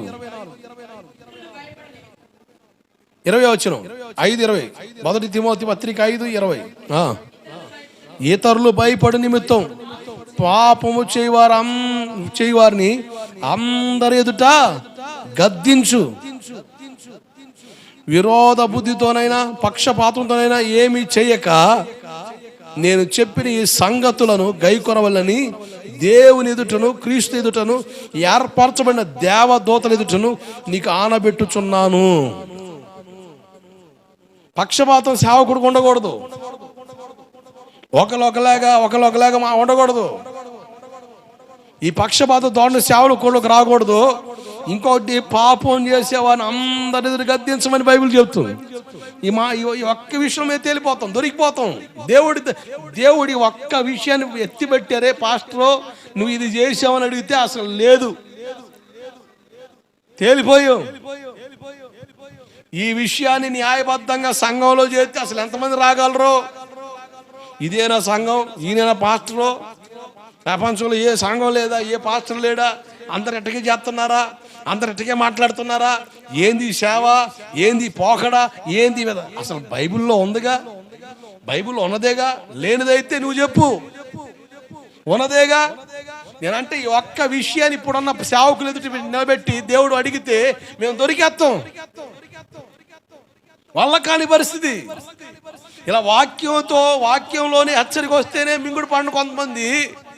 ఇక డైరెక్ట్ ఇలా నిలబెట్టి అందరి ఎదురు గద్దిస్తే అసలు మా ముందలే బైబిల్ తీసుకుని వచ్చే బయటకు వెళ్ళిపోదాం. ఆయన మాట్లాడేది ఏంది? ఎట్ట కనబడతాం ఆయన గంటికి? ఎన్నిసార్లు చేస్తున్నాడు ఎంత పాస్టర్ అయితే మాత్రం అని వాళ్ళ మూటలు మొత్తంలా వెళ్ళిపోతారు కొంతమంది. ఈ ఒక్క వాక్యంతో దొరికిపోతాం సేవకులుగా మేము. దిద్దుబాటు చేయలేని ఎందుకంటే సంఘాల్లో క్రమం లోపించింది. ఎందుకు ఈ విషయం చెప్తానంటే దైవ క్రమం సంఘాల్లో లేదు. దైవత్వపు అనుభవాలు సంఘాల్లో కనబడిన పరిస్థితులు, గందరగోళ పరిస్థితులు అయిపోతున్నాయి. ఆ విధానంలో ఉండకుండా ఆదిమ సంఘం కట్టబడిన రీతిలో ఈనాటి సంఘాలు మేము కట్టగలిగితే మిమ్మల్ని మేము సంపూర్ణంగా దేవుని నిలబెట్టగలుగుతాం. దేవుడికి మహిమ కలుగును గాక. హల్లెలూయా. చివరికి ఈ గురించి ఒక మాట ముగిస్తా. ఈమె విధవరాలు, భర్తను పోగొట్టుకుంది. యవ్వన ప్రాయంలో ఈమె చరిత్రలో రాయబడి విషయం యవ్వన ప్రాయంలో ఈ ప్రభు నమ్ముకుంది. యవ్వన కాలం నుండి పరిచయంలో సహకారం ఉంది. ఏందో ఈమె ప్రభు నమ్ముకున్న ఆ తొలి దినాల్లోనే దేవుని పరిచయంలో చాలా నమ్మకంగా తిరిగింది. వయసులో ఉన్నప్పుడే మందిర పరిచయంలో పాలు పొందేది. వయసులో ఉన్నప్పుడేమో చక్కగా మందిరం శుభ్రం చేయడం, బూజులు కొట్టడం, చక్కగా వచ్చిన వాళ్ళు చెప్పులు క్రమం పెట్టి ఈ పని చేసేది. వయసు మీద పడిన తర్వాత, వృద్ధాప్య దశలోకి వచ్చిన తర్వాత, 40-50 సంవత్సరాలు దాటి వచ్చిన తర్వాత ఈ సేవకులతో పాటు కలిసి ఒక తల్లి స్థానంలో, ఒక తల్లి వయసుకెళ్ళ ఈమె సేవకులతో పాటు కలిసి వాళ్ళతో పాటు స్వార్థకి వెళ్ళి మిగతా వాళ్ళు మొత్తం దేవుని సన్నిధికి సమకూర్చేది ఈమె. జాగ్రత్త అండి. వయసులో ఉన్నప్పుడేమో సేవకులతో పాటు బయటికి వెళ్తే లేనిపోని నిందలు, లేనిపోని అభ్యంతరాలు వస్తాయి. కానీ వయసు మీద పడిన తర్వాత, వృద్ధాప్య దశ, ఇంకోటి తన భర్తను పోగొట్టుకుంది. కంప్లీట్గా ఆమె జీవితం సేవకు అప్పగించేసింది. నేనంట మన సంఘంలో మీ పిల్లలకు పెళ్ళి అయిపోయినాయి, మీ తిప్పలు మీరు పడుతున్నారు, భర్త లేడు, చక్కగా దేవుని మందిరంలోకి వచ్చి సేవలో పాల్పొంది ఎంత భాగ్యం అండి. అమ్మా అయ్యా మాకు అన్ని ముచ్చట్లు వద్దయ్యా, నీ కాడికి వస్తే బయటికి పోనిస్తావా? ఆశ, దోశ, అప్పడం, వడ, ఇడ్లీ, సాంబార్ మేము ఏడే ఉంటాం. అంతా కావాల్సి నెట్టుకుంటూ ఈ కూలో నాలో చేసి తిప్పలు పడతాం. కానీ నీ కాడికి వస్తే పాతనంటావు, ఉపవాసం అంటావు, ఇదంటావు, అదంటావు, మేమే ఆడేడిచేదయ్యా. నీకు పరలోకం కావాలంటే రా తల్లి, రామ్మ, ఇబ్బంది ఏమి లేదు. కాస్తో కోస్తో నీ పని చేయగలిగితే, నీ పని చేయగలిగి ఓపుకుంటే, నీకు దేవుడి ఆధారం అనుకుంటే రా, నాతో పాటు ఉండు, నేను తినే ఒక ముద్దే పెడతా. ఒక తల్లిగా చక్కగా సంఘంలో వ్యవహరించు, బాధ్యత కలిగిన తల్లిగా సంఘంలో బాధ్యతలు తీసుకొని చక్కగా నడువు, చక్కగా బలపడు. కొంతమంది సేవకులు దగ్గర మంచిగా వయసులో తల్లు ఉంటారు, తల్లి స్థానం అంటే చక్కగా పరిచయంలో పాల్పొందుతారు. ఓ పాస్టర్ గారు ఒక ఏరియాకి వచ్చాడు, ఆయన చిన్న బస్సు వేసుకొచ్చాడు. ఆయన దిగాడండి, ముసలోళ్ళు మొత్తం దిగారు లైన్గా 10 మంది, తెల్ల వస్త్రం వేసుకొని, అయ్యగారితో పాటు బైబిల్ తీసుకొని. భలే ఉందండి, మాకెప్పుడు వస్తుందా వరవగా ఉన్న దేవుడికి స్తోత్రం కలుగుతుంది. మాకు రాజకీయం కావాలి, మాకు ఈ ముచ్చడం కావాలి, ఈ లేకపోతే తినదరగదు, నిద్ర పట్టదు. అయ్యగారి దగ్గర పోతే పాతన బయటికి పోనేవాడు. ఎందుకు పోనేస్తా? నువ్వు లేనిపోని కొబ్బడి నేనే అడ తినిపించేది. అయ్యగారు ఆ ముసలిదాన్ని ఎందుకు గురించి నీకు అంటారు. ఇంకా వాళ్ళకి సమాధానం చెప్పలేదు. ఇవన్నీ మేమే ఆడేసి అలాగే నువ్వు కూడా రాదు, నీ దేవుడి అన్ని కొంటాయిగా. మళ్ళీ నాలాంటిది ఉంటే అయ్యగారికి నా మరదలే, నేను పోనుకోవడం ఆయనకి ఎందుకు లేదు. నువ్వు వేస్తుంటావు రచ్చపడ్డ కార్యక్రమం. ముసలోళ్ళు అండి, చక్కగా వయసు మీద 50 సంవత్సరాలు చక్కగా ముసలోళ్ళు అండి. పాసి గారితో వచ్చారు, అయ్యగారు కుర్చీ పెట్టారు, అలా కింద కూర్చున్నారు, చక్కగా ప్రార్థన చేయడం చక్కగా ప్రార్థన చేస్తున్నారు. అబ్బాయి ఎంత ముచ్చటండి. ఆదిమ సంఘం చూసినట్టు ఉంది నాకు. కొన్ని సంఘాల్లో చక్కగా కట్టబడతారు. ఇది క్రమం. విధవరాల గురించి, విధవరాళ్ళు వయసు మీద ఉన్న వాళ్ళ గురించి కూడా బైబిల్లో రాయబడి ఉంది. మీరు 1 తిమోతి పత్రిక 5వ అధ్యాయం చదివితే, 1 తిమోతి పత్రిక 5వ అధ్యాయం చదివితే సంఘాల్లో వయసు మీద పడిన విధవరాల గురించి కానీ, ఎవరి వయసులో భర్తను పోగొట్టిన విధవరాల గురించి కానీ చాలా చక్కని విషయాలు బైబిల్లో రాయబడ్డాయి. ఆ 1 తిమోతి పత్రిక 5వ అధ్యాయం 5వ వచనం మొత్తం కూడా అదే. చాలా చక్కని విషయం మాట్లాడుతూ పోలేదు. సంఘంలో పెద్దలుగా ఉన్నవారు, వయసు మీద వెళ్ళేవారు, వయసు మీద పడిన వాళ్ళు ఏ రీతిలో నడవాలో చక్కగా రాయబడి ఉన్నాయి. ఈ విధవరాలు వయసులో ఉన్నప్పుడు ఆ మందిర పరిచయంలో పాలు పొందేది. శుభ్రం చేయడం, చక్కగా క్రమంగా వచ్చి మందిర పరిచయంలో పాలు పొందేది. వయసు మీద పడింది, భర్తను పోగొట్టుకుంది. విధవరాలు, తల్లి స్థానం, 50 సంవత్సరాల వయసు. ఇప్పుడు సేవకులతో పాటు కలిసి పరిచయంలో పాలు పొందుతుంది. పెద్దాము కదా, అనుభవం కలిగినాము కదా. ఎవరన్నా గడిచిన వారిని చెప్పా, అక్క ఈ పిల్ల చేర్చికోతి నేను ఊరుకోను. ఎందుకయ్యా అట్టంటో, సైతంది ఇంటికొత్తిన అసలు లెక్క చేయదు, ఇది అన్నం పెట్టదు, నీళ్ళు తోడదు, నిగడ తోడి సమాధానం చెప్పొద్ది. దీన్ని బట్టి నేను ప్రార్థన కూడా రావట్లే అని భర్త అంటాడు. పెద్దాము కదా, అనుభవం కలిగినాము కదా, వాళ్ళకి సలహాలు చెప్పేది. అది కాదురా అని చెప్పేది. పెద్దాము కదా, తృణీకరించి వాళ్ళకి వినేవాళ్ళు, వాళ్ళని సమాధానపరిచి వాళ్ళిద్దరూ తీసుకొచ్చి దేవుని మందిలో కూర్చోబెట్టేది. అట్లా పరిచయం చేసేది ఈమె. కనుక విధవరాలైనప్పటికీ ఈమె గురించి ఇంకో విషయం రాయబడిన చరిత్రలో, అనాథ పిల్లల్ని చేర్చుకున్నదటమే. అనాథ పిల్లల్ని చేర్చుకుని, ఆస్తుంది కాస్తో కోస్తో సంపాదన, అనాథ పిల్లల్ని చేర్చుకొని వాళ్ళకు పోషణ ఇచ్చింది. అనాథ పిల్లలకి ఆధారం నిలబడింది. చాలా అద్భుతమైన విషయాలు యువతి గురించి ఉన్నాయి. ఈమె అన్ని విషయాల్లో పరిచర్యలో యోగ్యురాలుగా కట్టబడింది కనుక వీళ్ళని తొందరపడి పౌలు గారు, అమ్మా బుద్ధిహీనంగా ప్రవర్తించవద్దు, అజ్ఞానంగా ప్రవర్తించని మాట్లాడకుండా, తల్లి ప్రభులో ఏక మనసుకులై ఉండండి అని బ్రతుములాడుతున్నాడు. వయసులో పెద్దవాళ్ళు, అనుభవం కలిగిన వాళ్ళు, చాలా అనుభవం కలిగి నడిపించబడుతున్న వాళ్ళు, సంఘానికి ప్రయోజనకరంగా ఉన్నారు వీళ్ళు. కనుక వీళ్ళని హెచ్చరించకుండా బ్రతుములాడుతున్నాడు పౌలు. దేవుడు పౌలు హృదయంలో పెట్టిన ఆ విధానాన్ని బట్టి మనకు అర్థమవుతుంది, వీళ్ళు ఒక ఉన్నతమైన పాత్రలుగా దేవుని మందిర సేవలో ఉపయోగపడ్డారు. ఒక యువేదియల వంటి వారు మన సంఘాల్లో కూడా లేపబడితే, అటువంటి వాళ్ళు అప్పగించబడితే ఒక ఘనమైన పరిచర్య, ఒక వంతు, ఒక భాగం, చక్కని పరిచర్యను మనం చూడగలుగుతాం. దేవుడికి స్తోత్రం కలుగునుగాక. మోకరించని ప్రార్థన చేద్దాం. దేవుని చిత్తమైతే వచ్చేవారం సుంటెక్కే గురించి మాట్లాడదాం. ఇంకో తల్లి ఉంది, ఆ తల్లి ఎటువంటి పరిచర్య చేసిందో ఆమె గురించి వివరాలు ఏమిటో వచ్చేవారం మనం ధ్యానం చేద్దాం. యువేదియ గురించిన వివరాలు మనం ధ్యానం చేసాం. విధవరాలు స్థానంలో ఉన్నప్పుడు అనాథ పిల్లల్ని పోషించింది, అనాథులకు ఆధారంగా మిగిలింది. అంతేకాదు వయసు మీద పడిన తర్వాత ముసలమ్మచ్చలకి తావేవ్వకుండా సంఘాన్ని బలపరచడానికి సేవకులతో పాటు సమానంగా ప్రయాణం చేస్తూ మిగతా వారిని సమకూర్చుకుంటా సంఘాన్ని ప్రోత్సహించిన తల్లి. ఇటువంటి అనుభవం కలిగిన వారికి మనం ఉంటే మనకు ఆశీర్వాదం, ప్రయోజనం, మనకు దీవెనకరంగా ఉంటుంది. ప్రార్థన చేద్దాం. సేవకుడు హెచ్చరించగానే వెంటనే లోబడింది. పెద్దామె, వయసులో పెద్దామె, అలగలేదు, మూలగలేదు, మూతిప్పలేదు, సొనగలేదు, గొనగలేదు, దైవజుడిని గౌరవించింది. పౌలు వయసులో చిన్నోడే, కానీ తల్లి దైవ సేవకుడిగా గుర్తించి, నా తండ్రి, నా ఆత్మీయ తండ్రి, నా తండ్రి సమానుడు, ఒకవేళ భౌతికంగా వయసులో పెద్దదాన్ని అయినా నన్ను ఆత్మీయంగా కన్న తండ్రి, నా ఆత్మీయ తండ్రి అని గ్రహించి వెంటనే లోబడింది. తండ్రి స్థానాన్ని పౌలుకి ఇచ్చింది కనుక పౌలు గారు హెచ్చరించగానే వెంటనే లోబడింది.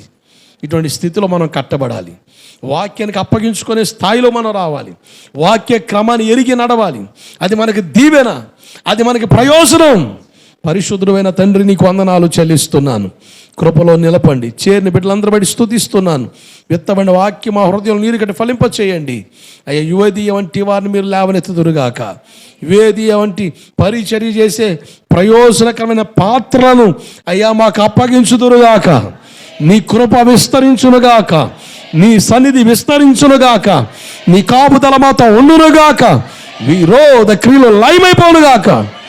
ఈరోజు, రేపు, ఎల్లుండి జరిగే ప్రార్థనలు మీరు దీవెనకరంగా నడిపించండి. అయ్యా, ప్రజలు మీరు సమకూర్చండి. బాధ్యత కలిగి మొరపెట్టే బిడ్డలుగా చేయమని కృపకు అప్పగిస్తూ యేసయ్య శక్తి కలిగిన నామాన ప్రార్థించి పొంది ఉన్నాము తండ్రి. ఆమెన్.